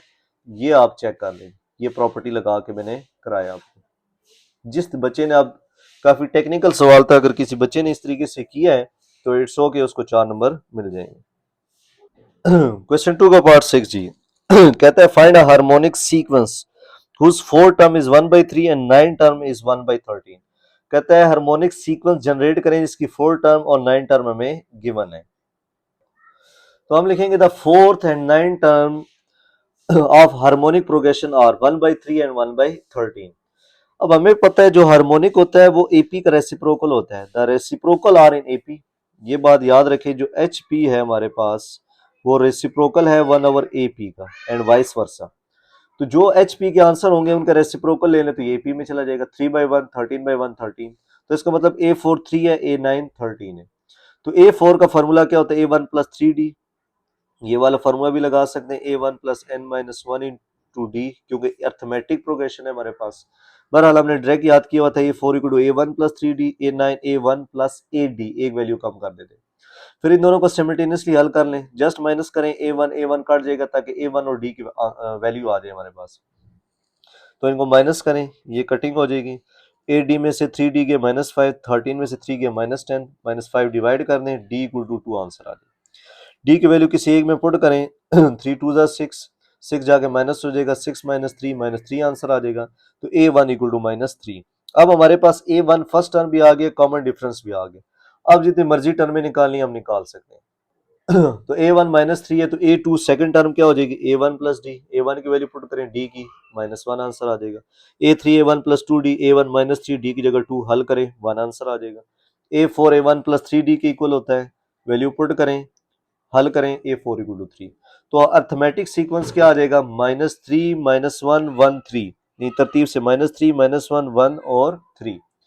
तो हार्मोनिक सीक्वेंस क्या होगा? वो इसका रेसिप्रोकल हो जाएगा। -3 का -1/3, -1 का तो 1 ही रहेगा, 1 का भी 1 रेसिप्रोकल रहेगा, 3 का 1/3। अब किसी बच्चे ने यहां तक इस तरीके से किया है तो उसको पूरे मार्क्स मिल जाएंगे। लिखा हुआ जी क्वेश्चन 2 का 6 पार्ट, एक्सपेंड 1 प्लस एक्स की power 5 using binomial theorem and find coefficient of x के। इस सवाल में दो चीजें पूछी गई, एक तो इसको एक्सपेंड करें वो भी बाइनोमियल थ्योरम से, और कोफिशिएंट ऑफ एक्स के की वैल्यू भी लिखें। तो यहाँ पे हमारे पास A1 की वैल्यू 1 है, B की वैल्यू हमारे पास x है, ये B है। ये बेसिकली आपने कंपेयर किया A प्लस बी की पावर n से। तो A की वैल्यू 1 होगी, B की वैल्यू x होगी, n की value 5। Binomial theorem general formula लिख देंगे, A प्लस बी की power n equal to A की power n plus n1 A की power n minus 1 B1 n2 A की power n minus 2 B square n3 A की power n minus 3 B3 up to so on nn A की power 0 Bn। ये आपने binomial theorem का formula लिख दिया। तो आप इसके अंदर वैल्यू पुट करेंगे। अब आपने जस्ट ए की जगह 1 एन की जगह 5, फिर उसके बाद ए की जगह 1 बी की जगह 1, फिर इसी तरह आगे 5 1, जब एक लिख लेंगे आगे इससे जनरेट होगा। 5 1 के बाद 5 2 1 5 माइनस 2 एक्स स्क्वायर, फिर आगे 5 2 के बाद 5 3 1 5 माइनस 3 एक्स 2 था तो एक्स 3, वैल्यू बढ़ती जाएगी। 5 4 1 5 माइनस 4 एक्स 4, 5 5 1 5 माइनस 5 और एक्स की पावर 5। बहरहाल ये आप तसल्ली से वैल्यू पुट करें, क्योंकि हमारे लास्ट टर्म 5 है तो 5 तक ये ओपन होगा। उसके बाद आप थोड़ा सा सिंप्लीफिकेशन करेंगे, ये आ जाएगा हमारे पास 1 की पावर्स को। फिर आप कैलकुलेटर यूज करें, एनसीआर 5 1, ये आपने जस्ट करना है। जिस तरह 5 1 का एनसीआर निकालना है तो आपने 5 का बटन दबाना है, शिफ्ट दबाना है, ये एनसीआर ये बना हुआ है एनसीआर, इस पे क्लिक करें और उसके बाद 1 दबाएं तो आपके पास आंसर आ जाएगा 5। तो कहने का मकसद ये आप एनसीआर के बटन को यूटिलाइज करके कर सकते हैं। 5 2 का 10 आ जाएगा, 5 3 का भी 10, 5 4 का 5, 5 5 का 1। बाकी आप तरतीब से इसको लिख दें। तो ये हमने बाइनोमियल थ्योरम को इस्तेमाल करते हुए इसको हल कर लिया। फिर उसने साथ कहा हुआ था कोफिशिएंट ऑफ एक्स स्क्वायर का कोफिशिएंट क्या होगा हमारे पास 10। अब किसी बच्चे ने इसको बाइनोमियल सीरीज से किया है तो हो तो सकता है, अब ये टीचर पे डिपेंड करता है कि वो उसको कितने मार्क्स देता है, ये सिफर कर देता है या नंबर दे देता है। तो बहरहाल क्योंकि इस सवाल में बाइनोमियल थ्योरम लिखा हुआ तो हमने बाइनोमियल थ्योरम से इसको हल कर लिया। क्वेश्चन नंबर है 2 का पार्ट 7 जी। Find maximum and minimum values of y equal to 5 plus 2 sin theta. ये हमारे पास डाइट चैप्टर का सवाल है, लास्ट पेपर में भी इससे सवाल आया हुआ था और हमने किया था। जो फर्स्ट एनुअल का पेपर मेरा चैनल में मौजूद है वहां से आप देख सकते हैं। तो y equal to 5 plus 2 sin theta, इसको कंपेयर करें y equal to a plus b sin theta जो जनरल फॉर्म है इसकी। तो a प्लस से पहले a की वैल्यू 5 हो जाएगी, साइन से पहले b है, साइन से पहले b इक्वल टू 2। ये सबसे आसान सवाल था। मैक्सिमम वैल्यू क्या है प्लस बी मॉड, ए की जगह 5, बी की जगह 2, 5 प्लस 2 7। मॉड इसलिए लगाते हैं अगर बी हमारे पास नेगेटिव हो तो वो पॉजिटिव हो जाएगा। और मिनिमम वैल्यू है माइनस बी मॉड, तो ए की जगह 5, बी की जगह 2, 5 में से 2 गया 3। तो ये सिंपल सा सवाल है, सबसे आसान सा सवाल, मैक्सिमम मिनिमम वैल्यू निकालना। 2 का पार्ट 7 जी, O R R use factor theorem to factorise X cube minus 3x square plus 2x। दिया तो उन्होंने आसान सा सवाल है, 5.2 से रिलेटेड है ये, लेकिन थोड़ा सा टेक्निकल दे दिया सवाल। वो इसलिए टेक्निकल दे दिया क्योंकि इसमें से x कॉमन आ रहा है हमारे पास, कि क्योंकि x इक्वल 0 पे भी ये कंडीशन होल्ड करती है। जब 0 पे करेंगे थोड़ा सा मुश्किल हो जाएगा। आप क्या करें, x कॉमन ले ले पहले, सबसे पहले x square minus 3x plus 2, ये सबसे टेक्निकल स्टेप था अगर किसी बच्चे ने किया हो। उसके बाद पॉसिबल फैक्टर्स 2 के क्या है, प्लस माइनस 1 प्लस माइनस 2। तो आप plus x equal to 1 put करें तो चेक करेंगे तो हमारे पास 0 आ जाएगा। तो सो x 1 इधर आके x minus 1 is a factor of p of x। तो हमें फैक्टर मिल गया। अब हमने जस्ट पॉलिनोमियल को डिवाइड करना है और फैक्टर थ्योरम को यूटिलाइज करना है। तो ये चेक करें, पी एफ एक्स आ गया x minus 1 equal 0, P F x वाली वैल्यू ऊपर रखी, x माइनस 1 बाहर। तो एक्स क्यूब कैसे आएगा, जब आप एक्स स्क्वायर से मल्टीप्लाई करेंगे तो x cube minus x square, side change करके ये कट जाएगा। 3x स्क्वायर में से x स्क्वायर गया, minus 2x square plus 2x। x को किससे मल्टीप्लाई करें, माइनस 2x स्क्वायर आएगा, जस्ट माइनस 2x से, माइनस 2x को x से करेंगे माइनस 2x स्क्वायर और माइनस माइनस प्लस 2x। ये कटिंग हो जाएगी क्योंकि साइड चेंज हो जाएगी, सेम वैल्यूज लिखी हुई। तो इसका मतलब ये हो गया यूजिंग फैक्टर थ्योरम से, यूजिंग फैक्टर थ्योरम से dividend equal to divisor into quotient plus remainder. जो डिवाइजर हमारे पास x माइनस 1 है, dividend x square minus 2x है और रिमाइंडर हमारे पास 0 बचा है। तो इन दोनों में से x कॉमन ले लें तो इसका मतलब x into x minus 1 x minus 2 हमारे पास इस जो क्यूबिक पोलिनोमियल है इसकी फैक्टराइजेशन है यूजिंग फैक्टर थ्योरम से। अगर किसी बच्चे ने इस तरीके से किया है तो उसको 4 नंबर मिल जाए।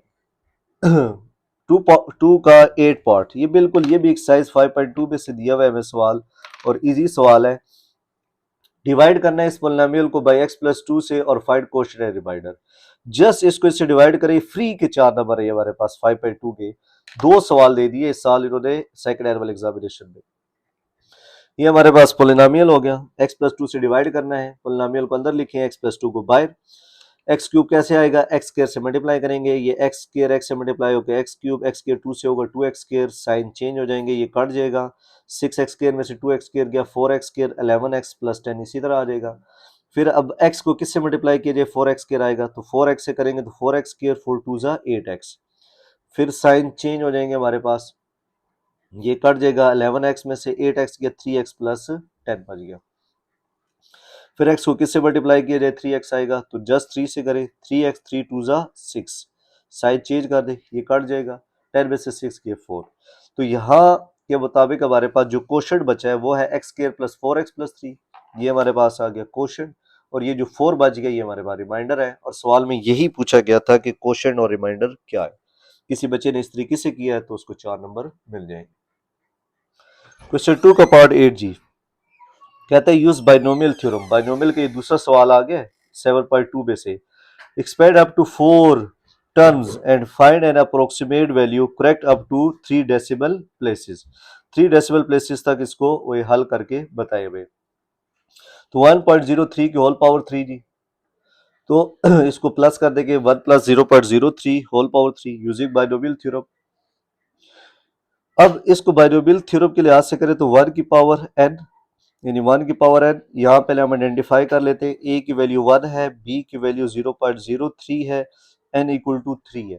1 की पावर n 1, a की पावर n से मुराद तो हमारे पास 3 है, 1 की पावर n1, a की पावर n-1, b 0.03 प्लस एक सिर्फ लिखना होता है, दूसरी दफा 3 2, 1 की पावर 3-2, 0.03 का स्केयर, फिर 3 3, 1 की पावर 3-3, 0.03 की होल पावर 3।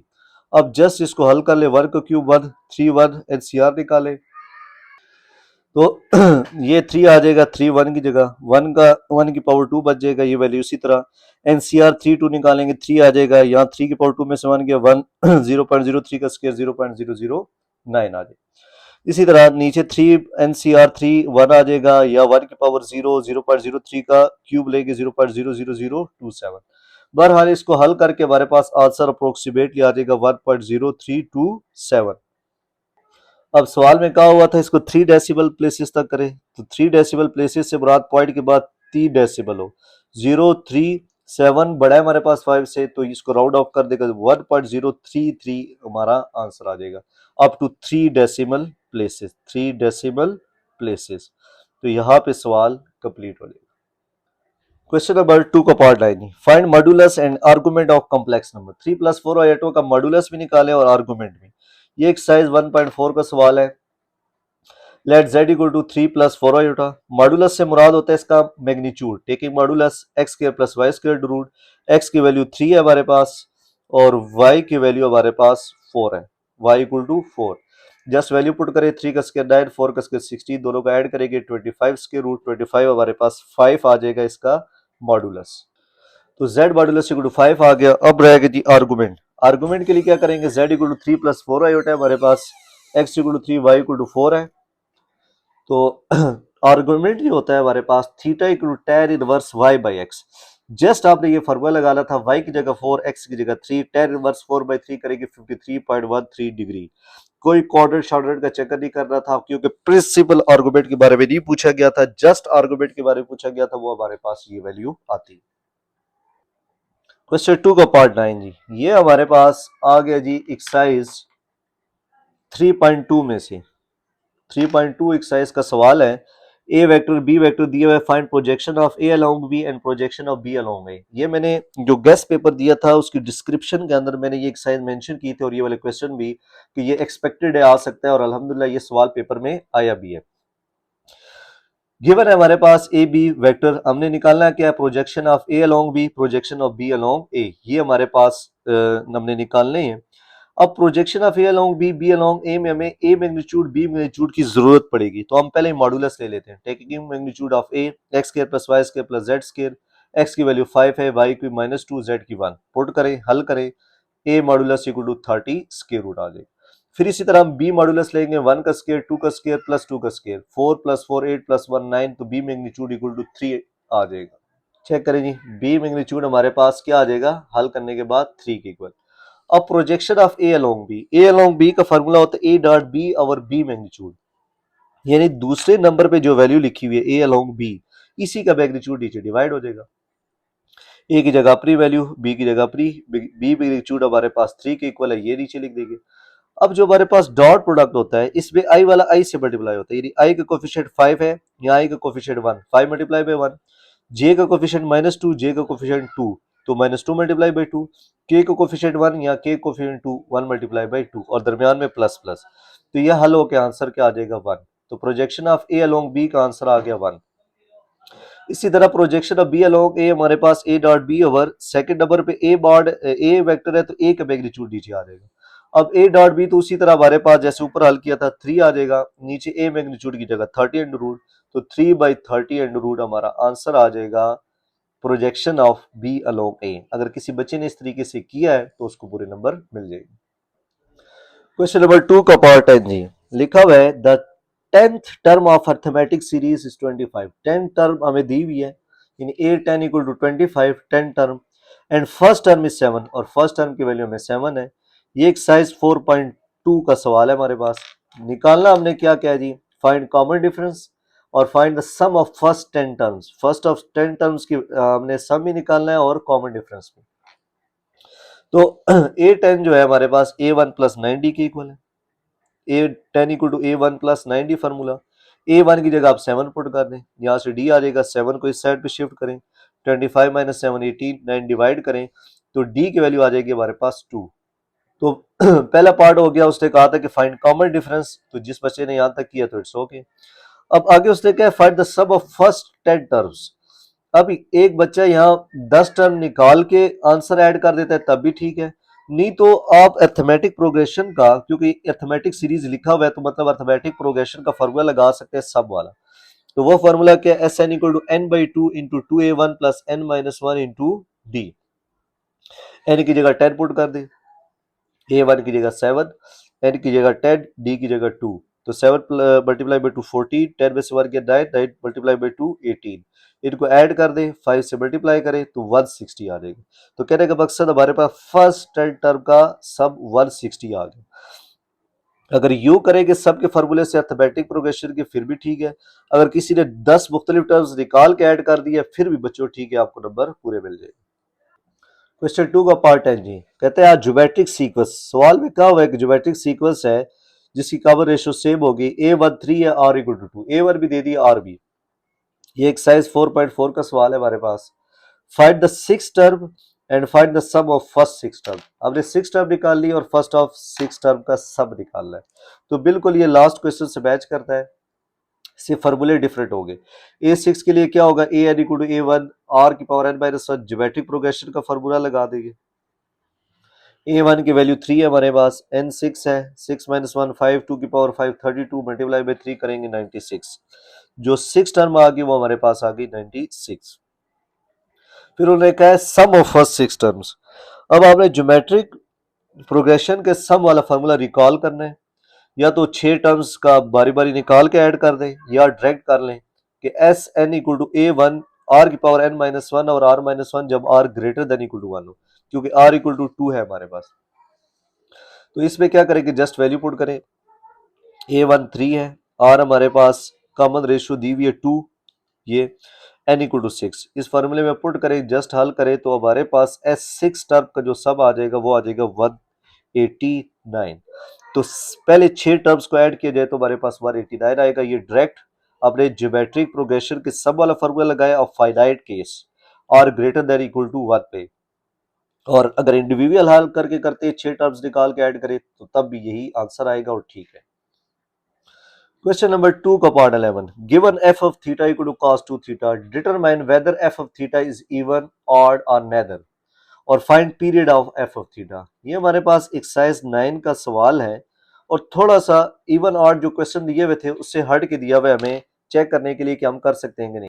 पहले तो हमने शो करना है कि ये इवन है या ऑड। इवन ऑड शो करने का तरीकाकार ये होता है, थीटा की जगह माइनस थीटा पुट करें, तो F of minus theta, theta की जगह माइनस थीटा, तो ये कॉस माइनस 2 थीटा हो जाएगा हमारे पास। अब हमें ये पता है कॉस के एंगल पे माइनस आ जाए वो खत्म कर देता है, यानी माइनस खत्म हो जाता है, प्लस हो जाता है, लेकिन कैसे होता है, लेकिन अब यहाँ तो आपने बता रहे हैं उसको, तो यहाँ आप क्या कर देंगे, 0 माइनस 2 थीटा लिख देंगे और using cos alpha minus beta dt, cos alpha cos beta plus sine alpha sine beta, cos alpha cos beta plus sine alpha sine beta. Cos 0 हमारे पास 1 के इक्वल है, साइन 0 0, ये खत्म हो जाएगा, तो 0 plus cos 2 theta cos 2 theta, cos 2 theta तो हमारे पास एफ ऑफ थीटा है। तो कहने का मकसद फंक्शन में थीटा की जगह माइनस थीटा पुट किया और plus F of theta answer आ गया है। So F of theta is even function. तो ये हमारे पास इसको हल करने का स्टाइल है, ये आप चेक कर लें। किसी बच्चे ने अगर यू अटेम्प्ट किया है तो उसको नंबर मिल जाएगी। अब दूसरा है हमारे पास केस इसका पीरियड निकालना। तो पीरियड सबसे पहले निकालने का तरीकाकार ये था कि हमें पता हो cos का पीरियड क्या होता है, सिस 2 pi is the period of cos theta. तो cos थीटा का पीरियड 2 पाई है, तो यहाँ पे ऐड कर दे, तो पीरियड आपने ऐड कर दिए 2 पाई। फिर हमने थीटा को अकेला करना होता था, वहां पे x की वैल्यूज होती है, यहाँ थीटा है तो हम थीटा को अकेला कर लेते हैं, 2 कॉमन लेंगे तो थीटा प्लस पाई। अब हमारे पास जो x के साथ वैल्यू लिखी हुई है ये जो पाई है, तो ये हमारे पास हो जाएगा, so period of cos 2 theta is pi. तो अगर किसी बच्चे ने इस तरीके से किया है उसको 4 नंबर मिल जाएंगे, जिसने नहीं किया उसको हो सकता है कम नंबर मिले। यहाँ पे क्वेश्चन कंप्लीट हो जाएगा। 2 का पार्ट 11 जी, ये लिखा हुआ है हमारे पास O R part, solve the following system of linear equation with complex coefficients. ये हमारे पास एक्सरसाइज 1.3 का सवाल है, सिमल्टेनियसली वाला लास्ट क्वेश्चन जो है इंपॉर्टेंट है, मैंने मार्क भी करवाया था कि ये आएगा और इसमें से अल्हम्दुलिल्लाह पेपर इसमें से भी आया और कंप्लीटिंग स्क्वायर वाला भी आया है। लेकिन ये सवाल थोड़ा सा हार्ड किया है, एसएलओ बेस है। तो तरीकाकार वही है कि आप किसी एक को एलिमिनेट करें। मैं z को एलिमिनेट करना चाहता हूँ, तो z के पास 1 प्लस आयोटा नहीं है, यहाँ z के साथ 1 प्लस आयोटा है, तो हम क्या करेंगे, इक्वेशन 1 को 1 प्लस आयोटा से मल्टीप्लाई करें, इक्वेशन 1 1 प्लस आयोटा से मल्टीप्लाई और इक्वेशन 2 में से माइनस। तो ये चेक करेंगे, 1 plus iota z, 1 plus iota 1 plus iota 2 हो जाएंगे, 2 plus iota into 1 plus iota. ये इसका मतलब होता है पूरी इक्वेशन से मल्टीप्लाई करना।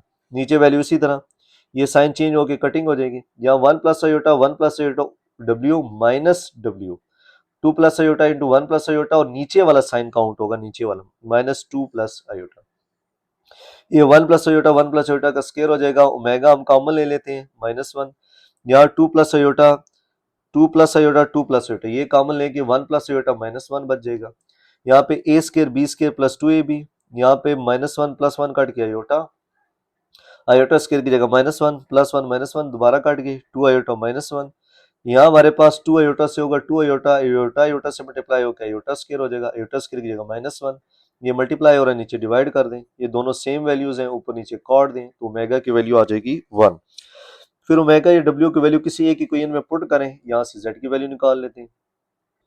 ये मैंने पहले इक्वेशन में पुट कर दिया, ओमेगा की जगह 1, तो 1 प्लस आयोटा वहाँ शिफ्ट कर दें, -1 माइनस आयोटा हो जाएगा, 2 में से 1 के 1 और आयोटा माइनस आयोटा काट जाएगी, तो z की वैल्यू भी 1 आ गई और w की वैल्यू भी 1, जिसको आप वेरीफाई भी कर सकते हैं गिवन क्वेश्चन में पुट करके कि हमारा आंसर ठीक है कि गलत।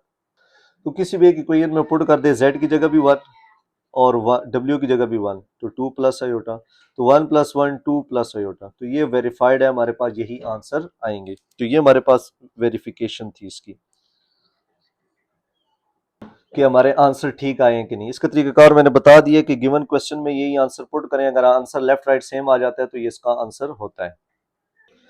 क्वेश्चन नंबर 12 जी, क्वेश्चन 2 का part 12, consider the letter of mango, कहता है मैंगो लेटर को कंसीडर करें, find the number of ways to arrange the letter. यहाँ बहुत क्लियर कट इन्होंने इतना आसान दे दिया कि नंबर ऑफ वेज और अरेंजमेंट, तो ये हमें डायरेक्ट बताता है परमुटेशन के बारे में। किसके बारे में बताता है, परमुटेशन। दूसरा कहता है how many of these arrangement begins with M, कितनी अरेंजमेंट जो है ना एम से स्टार्ट हो सकती हैं। दो पार्ट्स पूछे गए, तो गिवन वर्ड लिख दे मैंगो। पहला part, since all the letters are different, तमाम लेटर डिफरेंट है, तो जो नंबर ऑफ अरेंजमेंट्स होगी वो क्या हो जाएगा 5p5। परम्यूटेशन का कहां से पता लगा, अरेंजमेंट से, तो कैलकुलेटर में 5p5 वैल्यू पुट करें तो हमारे पास आंसर 120 आ जाएगा। फिर दूसरे पार्ट में उसने हमें कहा ये 5p5 जस्ट आपने 5 लिखना है, शिफ्ट का बटन दबाना है, एनपीआर दबाना है, फिर 5 दबाना है, चेक करें 120 आंसर आ जाएगा। बहरहाल ये मैंने बता दिया आपको। अब दूसरे केस में कहते हैं एम को फिक्स कर दिया जाए, या एम क्या कहते हैं हमारे पास बिगिंस विद एम है, कितने लेटर बन सकते हैं। जब एम से कितने लेटर बन सकते हैं तो हम एम को फिक्स कर देंगे। जब हमने एम को फिक्स कर दिया फर्स्ट पोजीशन पे, तो बाकी कितने बच गए हमारे पास 4, 1 2 3 4। तो मैंगो में एम को मैंने क्या कर दिया, क्रॉस, क्रॉस नहीं मतलब ये मैंने फिक्स कर दिया, ये एम हो गया फिक्स कि कितने बन सकते हैं। जब एम फिक्स हो गया इसको नहीं लेना है, इसके बाकी कितने बच गए हमारे पास लेटर्स 1 2 3 4, 4 लेटर्स बच गए। तो 4 की अरेंजमेंट किस तरह होगी 4p4, जो हमारे पास है 24। तो किसी बच्चे ने इस तरीके से किया तो उसको नंबर मिल जाएगा इसके। क्वेश्चन नंबर 2 का पार्ट 12 जी, apply cross product to find the angle between two vectors A and B. दो वेक्टर्स दिए हुए, इसमें से A B, cross product angle निकाल के दीजिए क्रॉस प्रोडक्ट को यूटिलाइज करके। तो ये एक्सरसाइज 3.3 का सवाल है बच्चों, ये गेस्ट पेपर में भी मैंने डाला हुआ था, अल्हम्दुलिल्लाह पेपर में आ भी गया हमारे पास। ए वेक्टर आई है, बी वेक्टर 1/2 आई प्लस 3√3/2 जी है। अब जो हमने एंगल थीटा निकालना है, क्योंकि क्रॉस प्रोडक्ट के लिहाज से थीटा निकालने का फॉर्मूला होता है ए क्रॉस बी का मॉडुलस और ए बार बी बार। यानी इस बात को समझिए कि आपने एक तो ए मॉड निकालना है, बी मॉड, ये तो सिंपल है, ए का मॉडुलस ले लेंगे, बी का मॉडुलस, फिर ए क्रॉस बी क्रॉस प्रोडक्ट निकालना है और उसका जो आंसर आएगा उसका भी मॉडुलस लेना है, फिर इनको डिवाइड करके अपने एंगल निकालना है। तो इसके मुताबिक मैं पहले ए का मॉडुलस ले लूंगा, X square plus Y square plus Z square, X की वैल्यू 1 है, वाई जेड 0 है, तो 0 0 लिख दें, तो ए मॉड इक्वल टू 1। फिर मैं b का मॉडुलस ले लूंगा 1/2 का स्क्वायर अंडर रूट 3/2 का स्क्वायर, z मिसिंग है तो 0 का स्क्वायर। इसको हल करेंगे तो 1/2 का स्क्वायर 1/4, ये 3/4 हो जाएगा। हल होकर आंसर क्या आ जाएगा हमारे पास 1। ए मॉड बी मॉड के बाद हम ए क्रॉस बी निकालेंगे आई जे के तरीके से। तो आई जे के को एक्सपेंडिंग करेंगे, ए हमारे पास 1 है A1 और जे के मिसिंग है तो 0 0 लिख देंगे, और के 1/2 अंडर रूट 3/2 है और के मिसिंग है 0। इसको एक्सपेंडिंग बाय रो 1 करेंगे। आई जिस रो कॉलम में उसको छोड़ दे, पहली वैल्यू प्लस फिर माइनस, जे जिस रो कॉलम में उसको छोड़ दे फिर प्लस, के जिस रो कॉलम में ये रो ये कॉलम है उसको छोड़ दे बाकी लिख लें। तो कहने का मकसद इसको हम हल करेंगे तो हमारे पास A cross B 0i minus 0j plus under root 3/2 के इक्वल आ जाएगा। अब इसका हम ले लेंगे modulus X square plus Y square plus Z square under root, ये तसल्ली से हल करके आंसर आ जाएगा हमारे पास 3/√3/2। ये आ गया हमारे पास √3/2। अब जस्ट आपने क्या करना है जी, फार्मूले में वैल्यू पुट करनी है। यानी अगर आपको ये समझ आ गई थी कि ए क्रॉस बी का मॉड भी लेना है, क्रॉस प्रोडक्ट निकालना है, मॉड लेना है, वैल्यू पुट करें ए मॉड बी मॉड की 1 1 तो इस तरह आ जाएगा √3/2। थीटा हमने निकालना था तो साइन इनवर्स √3/2, कैलकुलेटर में लिखेंगे साइन इनवर्स √3/2 हमारे पास आ जाएगा 60 डिग्री। अगर किसी बच्चे ने इस तरीके से किया है तो उसको पूरे मार्क्स मिल जाएंगे। और यहाँ पे हमारे पास सेक्शन बी कंप्लीट हो गया। अब है हमारे पास सेक्शन सी जी। सेक्शन सी में हमारे पास क्वेश्चन 3 का part A, the vertices of tetrahedron A B C D given है, find volume of the tetrahedron, volume of the tetrahedron A B C D. पहले पार्ट में तो हम वॉल्यूम निकालते हैं। ये एक्सरसाइज 3.4 का सवाल है और गेस्ट पेपर में ये शामिल था। तो A B volume of tetrahedron का फॉर्मूला होता है 1/6 A B A C A D vectors, और ये स्केलर ट्रिपल प्रोडक्ट है। लेकिन हमारे पास position vector A B C D given है, तो पहले हम ए बी निकालेंगे। ए बी क्या होगा, second minus first, position vector of B minus position vector of A, value put करेंगे। माइनस कैसे करेंगे, 2 - 1 3 - 2 1 - 3, तो 1 1 - 2 आ जाएगा। ये आ जाएगा ए बी वेक्टर। क्या आ जाएगा हमारे पास, ए बी वेक्टर। उसके बाद हम ए सी निकालेंगे। ए सी क्या है हमारे पास, position vector of C minus position vector of A. C 3 1 2 है, ए हमारे पास 1 2 3। उसी तरह 3 - 1 1 - 2 2 - 3, 3 में से 1 गए 2, 1 - 2 -1, 2 में से 3 गए -1, तो ए सी आ जाएगा। फिर हम ए डी निकालेंगे, क्योंकि हमारे पास वेक्टर्स नहीं थे, पोजीशन वेक्टर गिवन थे, तो position vector of D minus position vector of A, second minus first, value put करें। 4 - 1 2 - 2 1 - 3, तो ये आ जाएगा 3 0 -2। जब ए B A C A D तीनों के वैल्यूज आ गई हमारे पास, जिसको हम A B dot A C cross A D भी लिख सकते हैं और यूं भी लिख सकते हैं। तो इसका फार्मूला हमारे पास क्या होता है, पहले ए बी के कोफिशिएंट लिख लें 1 1 -2, फिर ए सी के 2 - 1 -1, फिर ए डी के जो अभी निकालें 3 0 -2। इसके बाद हमने इसको एक्सपेंड करना था, एक्सपेंडिंग बाय रो 1। तो 1 जिस रो कॉलम में उसको छोड़ दे बाकी लिखें, फिर -1, फिर 1 जिस रो कॉलम में उसको छोड़ दे लिख दे, फिर -2 जिस रो कॉलम में उसको छोड़ दे लिख दे। फिर आपको पता है क्रॉस मल्टीप्लाई करते हैं, सेंटर में माइनस, क्रॉस मल्टीप्लाई सेंटर में माइनस, क्रॉस मल्टीप्लाई सेंटर में माइनस, लेकिन ऑलरेडी माइनस हो तो माइनस माइनस प्लस हो जाता। तो A B into A C into A D का आंसर आ गया -3। अब आपने लिख देना जी वॉल्यूम ऑफ टेट्राहेड्रन क्या, 1/6 A B into A C into A D. तो ए बी हमारे इसका आंसर क्या है हमारे पास -3, -3 डिवाइडेड बाई 6 क्या आ जाएगा, -1/2। तो हमारे पास वॉल्यूम ऑफ टेट्राहेड्रन -1/2 आ गया, तो volume can not be negative, so volume of tetrahedron +1/2 cubic unit आ जाएगा। तो यहाँ पे हमारे पास इसका ए पार्ट कंप्लीट हो गया। सेकंड पार्ट में इसका पूछा गया हमसे वॉल्यूम, कहता है यूजिंग सेम वेक्टर्स, यही वेक्टर यूज करें, find the volume of parallel pipe found by A B A C and A D. तो हमें पता है we know volume of parallel pipe, volume of parallel piped क्या formula होता है जी, इसका भी यही फार्मूला है, scalar triple product A B A C A D, just 1/6 नहीं आता। तो जो इसका आंसर आया है हमारे पास -3, वही हम लिख देते हैं। तो वॉल्यूम उसी तरह लिखेंगे, since volume can not be negative, तो volume can not be negative, so जो आंसर होगा +3 क्यूबिक यूनिट, जर्नल लिख देंगे। तो ये हमारे पास इसका बी पार्ट था क्वेश्चन 3 का। कि एक वॉल्यूम ऑफ टेट्राहेड्रन बताएं और एक वॉल्यूम ऑफ पैरेलल पाइप। तो पैरेलल पाइप का तो यही आंसर है हमारे पास, और जो टेट्राहेड्रन होता है उसमें जस्ट 1/6 लिख देते हैं। क्वेश्चन नंबर 3 जी, 3 का और part, prove the fundamental law of trigonometry cos alpha minus beta equal to cos alpha cos beta plus sin alpha sin beta where alpha beta real angles are in standard position and alpha greater than b। अब बच्चों जो fundamental law of trigonometry है इसको हम हल करने के दो तरीके हैं। एक तरीका तो वो है जो चैप्टर नंबर 9 में है, यूनिट 9 में हमारे पास है, ठीक हो गया, वो काफी मुश्किल और लेंथी मेथड है। दूसरा हमारे पास है इसका वेक्टर मेथड से। किस मेथड से? वेक्टर, क्योंकि यूनिट 3 हमारे पास है वेक्टर्स, तो उस तरीके से अभी हम हल कर सकते हैं। तो उसको हल करने का स्टाइल क्या है, मैं इसको वेक्टर मेथड से हल करूंगा। किससे? वेक्टर पे मैं टिक लगाता हूँ, यूनिट 9 वाले को मैं क्रॉस कर देता हूँ। कोई बच्चा उस तरीके से भी हल करके आया तो उसको पूरे नंबर मिलेंगे, कोई इस तरीके से भी हल करेगा तो उसको पूरे नंबर मिल जाएंगे, क्योंकि ये एग्जैक्टली सवाल फर्स्ट एनुअल में भी शामिल था और मैंने इसको वेक्टर वाले तरीके से ही कराया था। अगर आपने वो वीडियो देखी हो और तैयार किया हो तो आपके पूरे नंबर आ जाएंगे इसमें 8। तरीकाकार कुछ इस तरह था हमारे पास कि हमने यूं वेक्टर्स लेना है, ये एक्स एक्सिस है, पहले एक्सिस लेंगे, ये हमारे पास वाई एक्सिस हो गया, फिर हमें ये हमारे पास ओरिजिन हो गया। हमने एक वेक्टर लेट कर लिया जी ओ ए, जिसका एंगल है हमारे पास अल्फा, जिसका एंगल है हमारे पास अल्फा। एक वेक्टर और ले लेते हैं ओ बी, जिसका एंगल है मेरे पास बीटा। क्या एंगल है? बीटा। ओ ए और ओ बी के दरमियान जो एंगल है दैट इज बड़े एंगल में से छोटा माइनस कर दें, अल्फा माइनस बीटा। ये डायग्राम बनानी थी आपने। फिर लिखना था O A and O B are two unit vectors making angle alpha beta with x axis respectively. जो बना है वही आपने सिंपल लिख देना। और एंगल ए ओ बी हमारे पास अल्फा माइनस बीटा के इक्वल है। फिर हमने दो वेक्टर्स के कोफिशिएंट लिखने थे, ओ ए और O B, O A and O B. O A में हमेशा याद रखें पहले कॉस आता है और ओ ए का एंगल अल्फा है, तो cos alpha plus sine alpha जी, ये लिखना था।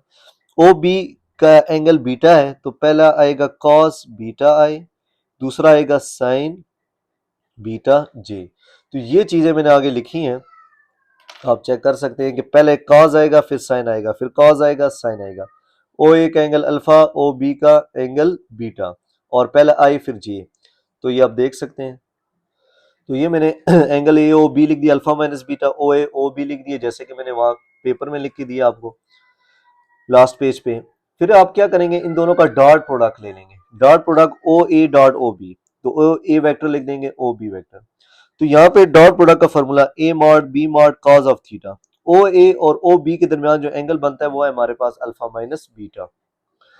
ओ ए ओ बी के दरमियान जो एंगल बन रहा है वो है हमारे पास अल्फा माइनस बीटा। और यहाँ पे क्या करेंगे, क्योंकि डॉट प्रोडक्ट है आई वाला आई से, आई का coefficient cos alpha, i coefficient cos beta, cos alpha cos beta, फिर plus sine alpha sine beta, sine j का जे के साथ मल्टीप्लाई हो जाएगा।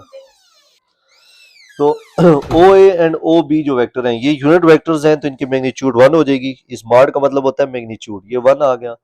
तो cos alpha minus beta equal to cos alpha cos beta plus sine alpha sine beta. तो ये proved हो जाएगा सिंपल तरीके से। अगर ट्रिग्नोमेट्री वाले से करेंगे तो फिर भी ठीक है, आपको पूरे नंबर मिल जाएंगे इसके।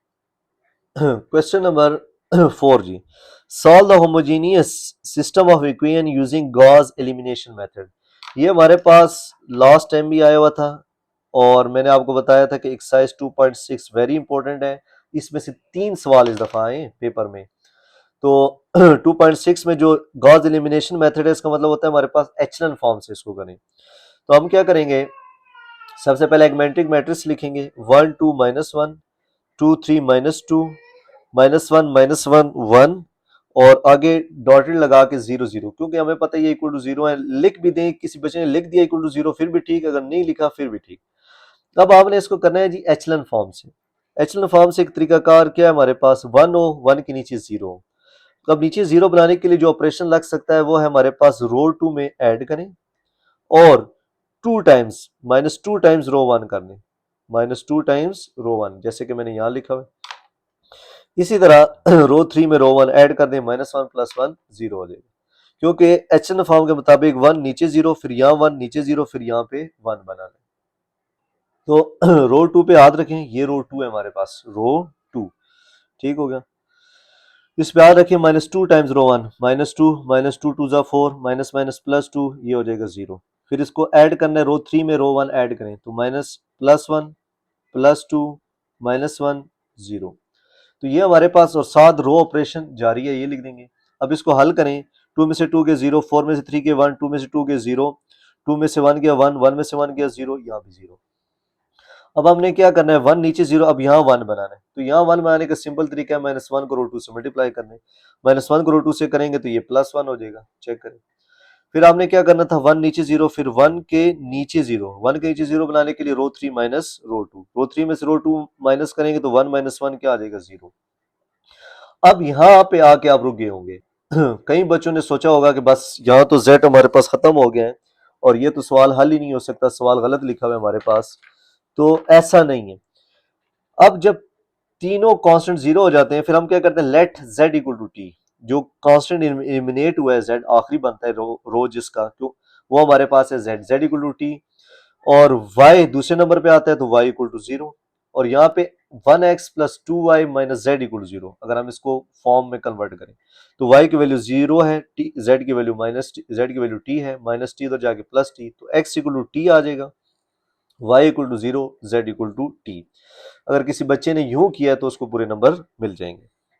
और दूसरा तरीका, अगर मैट्रिक्स फॉर्म में लिखना है एक्स वाई जेड, जैसे कि पहले भी मैंने आपको बताया, एक्स की जगह टी, वाई की जगह 0, जेड की जगह टी, तो टी कॉमन ले लें, 1 0 1, ये हमारे पास आंसर है। ये भी हम लिख सकते हैं, और T belongs to real number, ये भी ठीक है, ये वाला ऑप्शन भी ठीक है। अगर किसी बच्चे ने आगे हल किया हुआ यहाँ से ऑनवर्ड तो उसको 4 नंबर मिल जाएंगे। अगर किसी ने यहाँ पे रोका हुआ है तो 2 नंबर, या हो सकता है एग्जामिनर 3 नंबर इसको दे दें। क्वेश्चन नंबर 4 जी का आर पार्ट, कहते हैं given that 5 plus 2 into 2, 5 plus 6 into 2 की पावर 2, 5 प्लस 6, 5 प्लस 9 इंटू 2 की पावर 3, ये हमें एक सीक्वेंस दिया हुआ है। कहते हैं show that given sequence is arithmetic geometric. हमने शो करना है ये सीक्वेंस अर्थमेटिक ज्योमेट्रिक है। और दूसरे पार्ट में क्या है, find the sum of first N term of the sequence, और जो सीक्वेंस हमें दिया हुआ है इसके एन टर्म को सम भी करें। तो थोड़ा सा आप सीक्वेंस दोबारा लिखें और इसको रीअरेंज करें। रीअरेंज इस तरह करें, 5 के साथ मैं अगर 2 की पावर 0 लिख दूं तो कोई फर्क पड़ेगा, 2 की पावर 0 आंसर 1, 5 मल्टीप्लाई बाय 1 5 आ जाएगा। लेकिन इससे हमें थोड़ा सा ये समझ आ जाएगी कि ये बेसिकली दो सीक्वेंस है। Here are two sequence, there are two sequence. क्या सीक्वेंस है जी, एक हमारे पास है जी 5, 5 प्लस 3, 5 प्लस 6, 5 प्लस 9, एक सीक्वेंस तो ये हमारे पास। दूसरा 2 की पावर 0, 2 की पावर 1, 2 की पावर 2, 2 की पावर 3, ये अलग सीक्वेंस है। अब हमने इसको अर्थमेटिक ज्योमेट्रिक शो करना है। अब ये मुझे नजर आ रहा है जरा प्लस वाले, मैंने कहा ये एपी में होंगे, लेकिन हमने वेरीफाई करना है पहले। A1 की वैल्यू 5 है, डी क्या है, 5 प्लस 3 8, 5 प्लस 6 11, 5 प्लस 9 14। ये अभी हमें पता नहीं है एपी में है कि नहीं, क्योंकि हमने तो शो करना है। तो आप क्या करें, दो का डिफरेंस ले लें, 8 माइनस 5 3 आता है, 11 माइनस 8 3 आता है, 14 माइनस 3 भी 3 आएगा। तो इसका मतलब दो का कॉमन डिफरेंस सेम हो जाए तो इसका मतलब जो गिवन सीक्वेंस है वो एपी में है, ये तो एपी में होगी। इसी तरह ये वाला हमारे पास जीपी में होगा, लेकिन हम पहले वेरीफाई कर लेते हैं। A1 की वैल्यू 1 है मेरे पास, 2 की पावर 0 1, और second divided by first 2 divided by 2 की पावर 0, 2 की पावर 0 1 2 आ जाएगा। सेकंड डिवाइडेड बाय फर्स्ट 2 की पावर 2 डिवाइडेड बाय 2 की पावर 1 2 आ जाएगा। कॉमन रेशियो क्या आ गया हमारे पास, सेम। कॉमन रेशियो सेम आ गया तो so given sequence in GP. यहाँ कॉमन डिफरेंस सेम है तो एपी में चला गया, यहाँ कॉमन रेशियो सेम है तो जीपी में एटलीस्ट दो आपने निकालने हैं।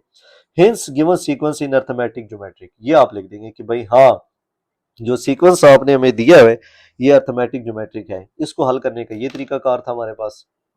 सेकंड पार्ट में हमें कहा हुआ था इसका सम निकालें, क्या निकालें, सम ऑफ एन टर्म्स। तो अर्थमेटिक ज्योमेट्रिक का जो फाइनाइट केस होता है उसका फार्मूला ये होता है, और ये हमने एक्सरसाइज में पढ़ा भी हुआ है। ये हमने एक्सरसाइज 4.7 का सवाल था टॉपिक, वहां से आया हुआ है।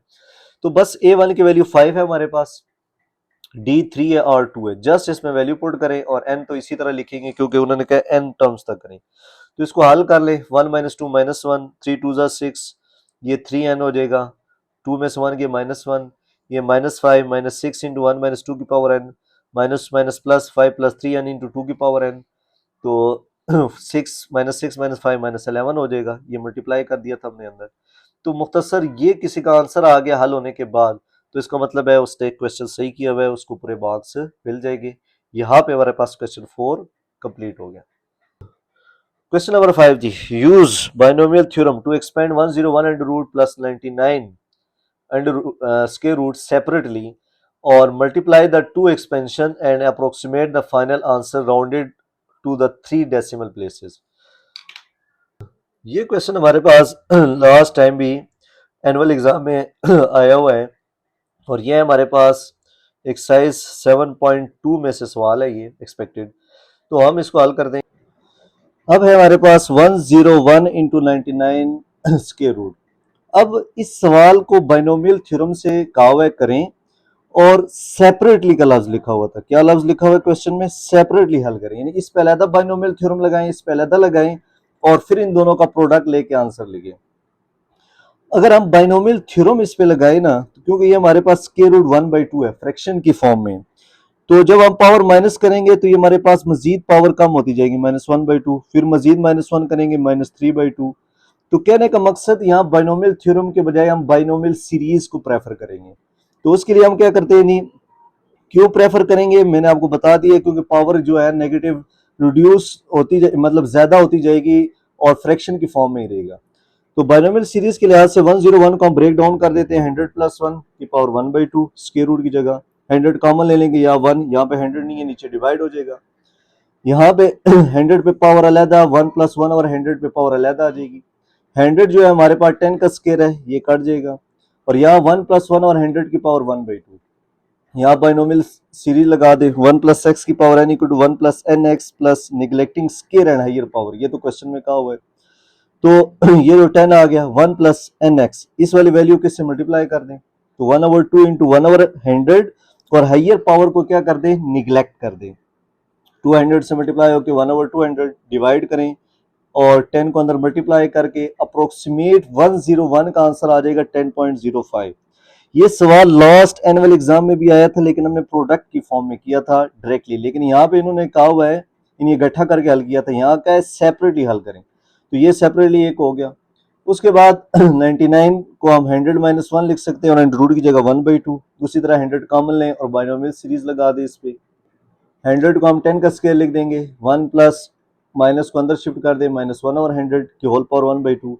उसी तरह बाइनोमियल सीरीज लगाएं neglecting square and higher power, तो ये 1 + nx यानी 1/2 को -1 और 100 से मल्टीप्लाई करें, 1 और 200 को डिवाइड करेंगे 0.05, 1 माइनस करें 10 से मल्टीप्लाई कर दें 9.95 आ जाएगा। अब आके जो है ना दोनों का प्रोडक्ट ले लें, क्योंकि ये अप्रोक्सीमेट वैल्यू होती है। इसका 101 का 10.05 है, इसका 9.95, इनको मल्टीप्लाई करेंगे 99.997 हमारे पास आंसर आ जाएगा, जो 3 डेसिमल प्लेसेस तक है, 3 डेसिमल प्लेसेस तक। तो इस सवाल की खासियत ये थी कि दोनों को अलग-अलग बाइनोमियल सीरीज से हल करने के बाद हमने प्रोडक्ट करके इसका आंसर निकालना। क्वेश्चन 5 का पार्ट और जी लिखा हुआ है हमारे पास, ये हमारे पास एक्सरसाइज 6.3 का सवाल है और लास्ट पेपर में भी इसी तरह का सवाल हमारे पास आया हुआ था और आज वही सवाल है, सिर्फ थोड़ा सा चेंज है। कहता है अ कॉलेज हैज 8 साइंस टीचर, एक कॉलेज है उसमें 8 साइंस टीचर हैं एंड 6 आर्ट्स टीचर और 6 आर्ट्स के टीचर हैं। In how many ways can be committee of 6 teacher form, 6 teachers की कमेटी बनानी है इन्होंने। और पहले पार्ट में कहता है एग्जैक्टली 4 साइंस टीचर हो एंड 2 आर्ट्स टीचर हो, जिसमें 4 साइंस के टीचर इन्वॉल्व हो और 2 आर्ट्स के। दूसरे में कहता है 5 साइंस टीचर हो एंड 1 आर्ट्स टीचर। तीसरे में कहता है एटलीस्ट 5 साइंस टीचर और एट मोस्ट 1 आर्ट्स टीचर। तो सबसे पहले तो आप लिखे टोटल टीचर्स कितने हैं, साइंस के 8 थे, आर्ट्स के 6, 8 + 6 हो गए 14। साइंस टीचर 8 है, arts teacher 6। Teacher committee formed कितने बनी चाहिए, 6 ही। अब आ जाएंगे पहले क्वेश्चन में। कहते हैं exactly 4 science teacher and 2 arts teacher. 4 science teacher हमें चाहिए और 2 आर्ट्स टीचर, तो ताकि कमेटी की तादाद हमारे पास 6 हो जाए। तो 4 साइंस टीचर आप लिखेंगे कम्बिनेशन, क्योंकि ये कमेटी से रिलेटेड जो क्वेश्चन होते हैं कम्बिनेशन का होता है। कम्बिनेशन में हमारे पास साइंस टीचर कितने जी, 8, कितने सेलेक्ट करने हैं जी, 4, 8C4 मल्टीप्लाई बाई, फिर कम्बिनेशन आर्ट्स के कितने हमारे पास 6, कितने आर्ट्स के सिलेक्ट करने हैं 2, तो तो ये हमारे पास हो जाएगा 8C4 मल्टीप्लाई बाई 6C2। ये तो कैलकुलेटर का काम है, कॉम्बिनेशन 8C4 करेंगे 70 आ जाएगा, ये करेंगे 15 आ जाएगा, 1050 आ जाएगा। दूसरे केस में कहता है मैं 5 साइंस टीचर हूं, 5 साइंस टीचर हो और एक आर्ट्स टीचर हो। 5 साइंस टीचर है, एक आर्ट्स टीचर।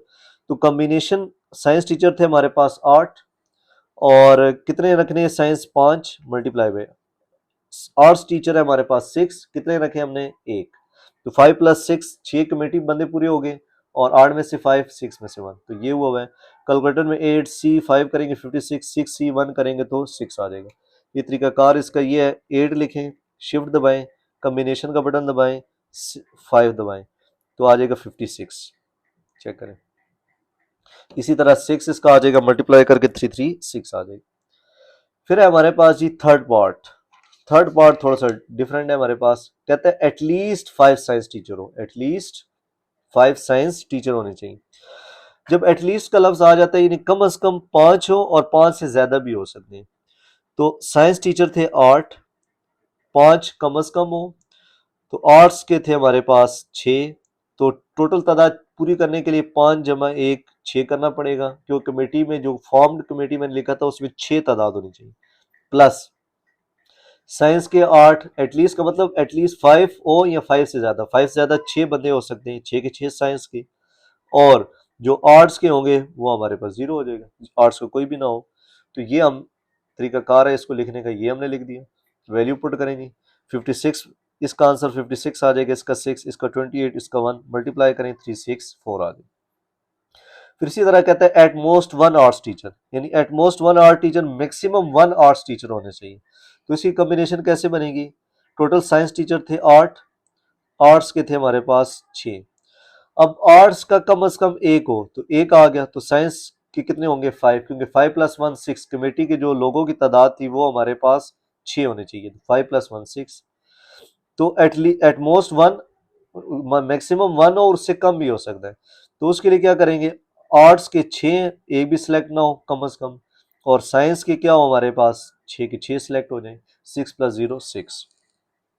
तो ये मैंने लिख दिया है। इसकी वैल्यू आप निकाल लें, 6C16 8C556, इसका भी ऐड करके 364।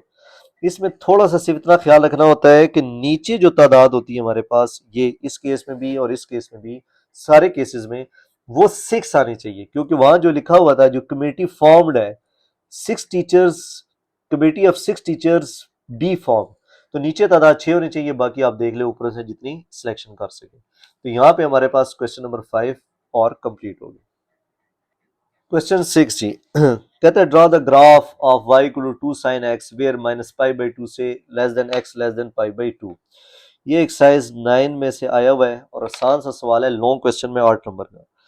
तो आपने क्या लिखना है, सबसे पहले x, अच्छा यहाँ पे रेंज गिवन है, माइनस पाई बाई 2 से मुराद माइनस 90 टू 90। तो आप क्या करें, माइनस 90 टू 90, 30 का गैप ले लेते हैं, माइनस 90 60 माइनस 30 0 30 60 90। अब एंगल 2x से मल्टीप्लाई हो रहा है, तो x को 2x से मल्टीप्लाई करते हैं, बाइरस 180 बाइरस 120 बाइरस 60 0 30 को 2 से करेंगे 60 120 180। फिर आप क्या करेंगे, साइड ले लेंगे इसका, साइड 180 0 साइड बाइरस 120 बाइरस 0.866 साइड बाइरस 60 साइड 0 साइड 60 साइड 120 साइड 180, ये आंसर आ जाएगा। फिर आप क्या करें, जो आंसर आया है इसको 2 से मल्टीप्लाई कर दें, क्योंकि साइड 2x को 2 से हमने मल्टीप्लाई भी करना है। तो बहरहाल इसको 2 से मल्टीप्लाई करेंगे तो ये हमारे पास का टेबल सा बन जाएगा। जो ग्राफ बनेगा वो x और y के दरमियान बनेगा। तो x पे हमारे पास 30 का गैप है, माइनस 90 टू 90, और y एक्सिस पे मैक्सिमम वैल्यू है 1.73। तो आप ग्राफ कैसे बनाएंगे, x एक्सिस पे आपने ले लिया जी 03 60 90 minus 30 minus 60 minus 90, maximum value plus में 1.73 है, मिनिमम वैल्यू माइनस 1.73, ये मेंशन कर देंगे। अब पहला पॉइंट है हमारे पास माइनस 90 पे 0, ये वाला पॉइंट हो जाएगा, चेक करें, माइनस 90 पे 0, माइनस 60 पे माइनस 1.73, माइनस 60 पे माइनस 1.73, ये आ जाएगा। फिर माइनस 30 पे माइनस 1.73, माइनस 30 पे भी यही है। फिर हमारे पास 0 पे 0 लिख देंगे। फिर उसके बाद 30 पे हमारे पास 1.73, ये हमने उल्टी ले ली वैल्यूज। ये -90 पे 0, -60 पे -1.73 है, ये पॉइंट्स नीचे बनने थे। -60 पे -1.73, -30 पे -1.73, 0 पे 0, फिर 30 पे 1.73 है और 60 पे 1.73, ये चेक करें, 60 पे 1.73 और 90 पे 0। कहने का मकसद ये लूप यहाँ से बनना था, यहाँ से इसको इससे मिलाएं, इसको इससे मिलाएं, इसको इससे मिलाएं, इसको इससे, इसको इसके साथ। तो ये हमारे पास ग्राफ बनना है। अगर किसी बच्चे ने ये ग्राफ बनाया तो इट्स ओके, या इसके साथ रिलेटेड ग्राफ हो, कोई और इंटरवल लेके 15-20 और बिहेवियर उसका इसी तरह हुआ तो उसका ग्राफ ठीक है, उसको नंबर मिल जाएंगे और ये पॉइंट शामिल नहीं है। आखिरी क्वेश्चन है हमारे पास, if x is very small such that square and higher power can be neglected show that. कहते हैं x स्मॉल है और x स्केयर की हायर पावर को आप निगलेक्ट कर दे, इससे ऊपर भी। तो आप लेफ्ट हैंड साइड ले गए और आपने प्रूफ करना है 1-x/12। Left hand side 8 + 2x की पावर 2/3, नीचे 2 + x 4/2x की पावर 1/2, इसको इक्वेशन 1 का नाम दे देंगे। अब हमने हर एक पे अलग-अलग बाइनोमियल सीरीज लगा दी।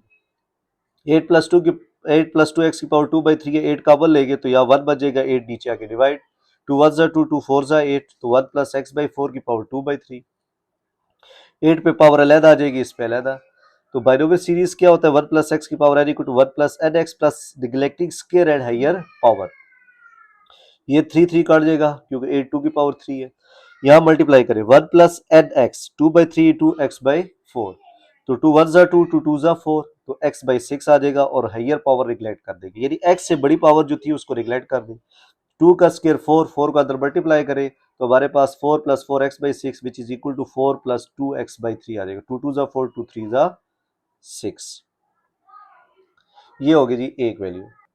अब जो 4 - 2x के रूट है, 4 काबल ले ले 1 - 2x/4, क्योंकि यहाँ 4 मौजूद है, यहाँ 4 नहीं है तो 4 नीचे डिवाइड हो जाएगा और रूट की जगह 1/2। 2 1 2, 2 2 4, 1 - x/2 आ गया। यहाँ पे दोबारा बाइनोमियल लगा दे जी, 1 + x की power n = 1 + nx neglecting square and higher power. तो 1 + nx 1/2 - x/2 से डायरेक्ट मल्टीप्लाई हो जाएगा और हायर पावर को हम क्या कर देंगे, निगलेक्ट, तो 1 - x/4 आ जाएगा। 2 × 1 - x/4, तो 4 - 2x under root equal to 2 - x/2 आ गया। इक्वेशन 1 को रिकॉल करें और इसमें वैल्यू पुट कर दें। ये हमने वैल्यू पुट कर दी, यानी ऊपर भी बाइनोमियल थ्योरम लगाया, यहाँ भी बाइनोमियल सीरीज लगाई, अब वैल्यू पुट कर दें।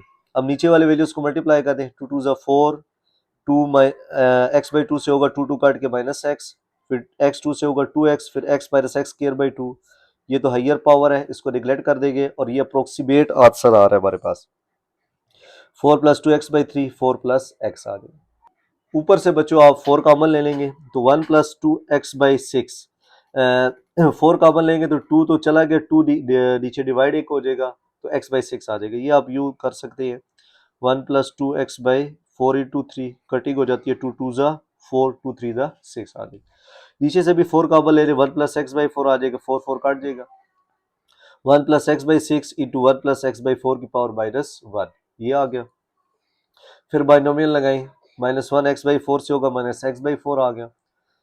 तो उसके बाद क्या होगा जी, अप टू सो ऑन। अब इनको टर्म बाई टर्म मल्टीप्लाई कर दें, 1 को 1 - x/4 से करें, फिर x/6 को 1 से करें, फिर x/6 को -x/4 से करेंगे तो -x²/24, तो स्क्वायर और हायर पावर निगलेक्ट करके सिफर कर देंगे। इन दोनों का एलसीएम ले लेंगे, 3x में से 2x किया तो हमारे पास x आ जाएगा, तो अप्रोक्सीमेटली 1 - x/12 हमारे पास आंसर आ जाएगा और राइट हैंड साइड हो जाएगी। यहाँ पे बच्चों हमारे पास जो सेकंड एनुअल एग्जामिनेशन 2025 है उसका पेपर मैंने कंप्लीटली आपको हल करके दे दिया है। कोई क्वेश्चन कोई चीज़ समझ ना आई हो तो कमेंट करके ज़रूर बताएं।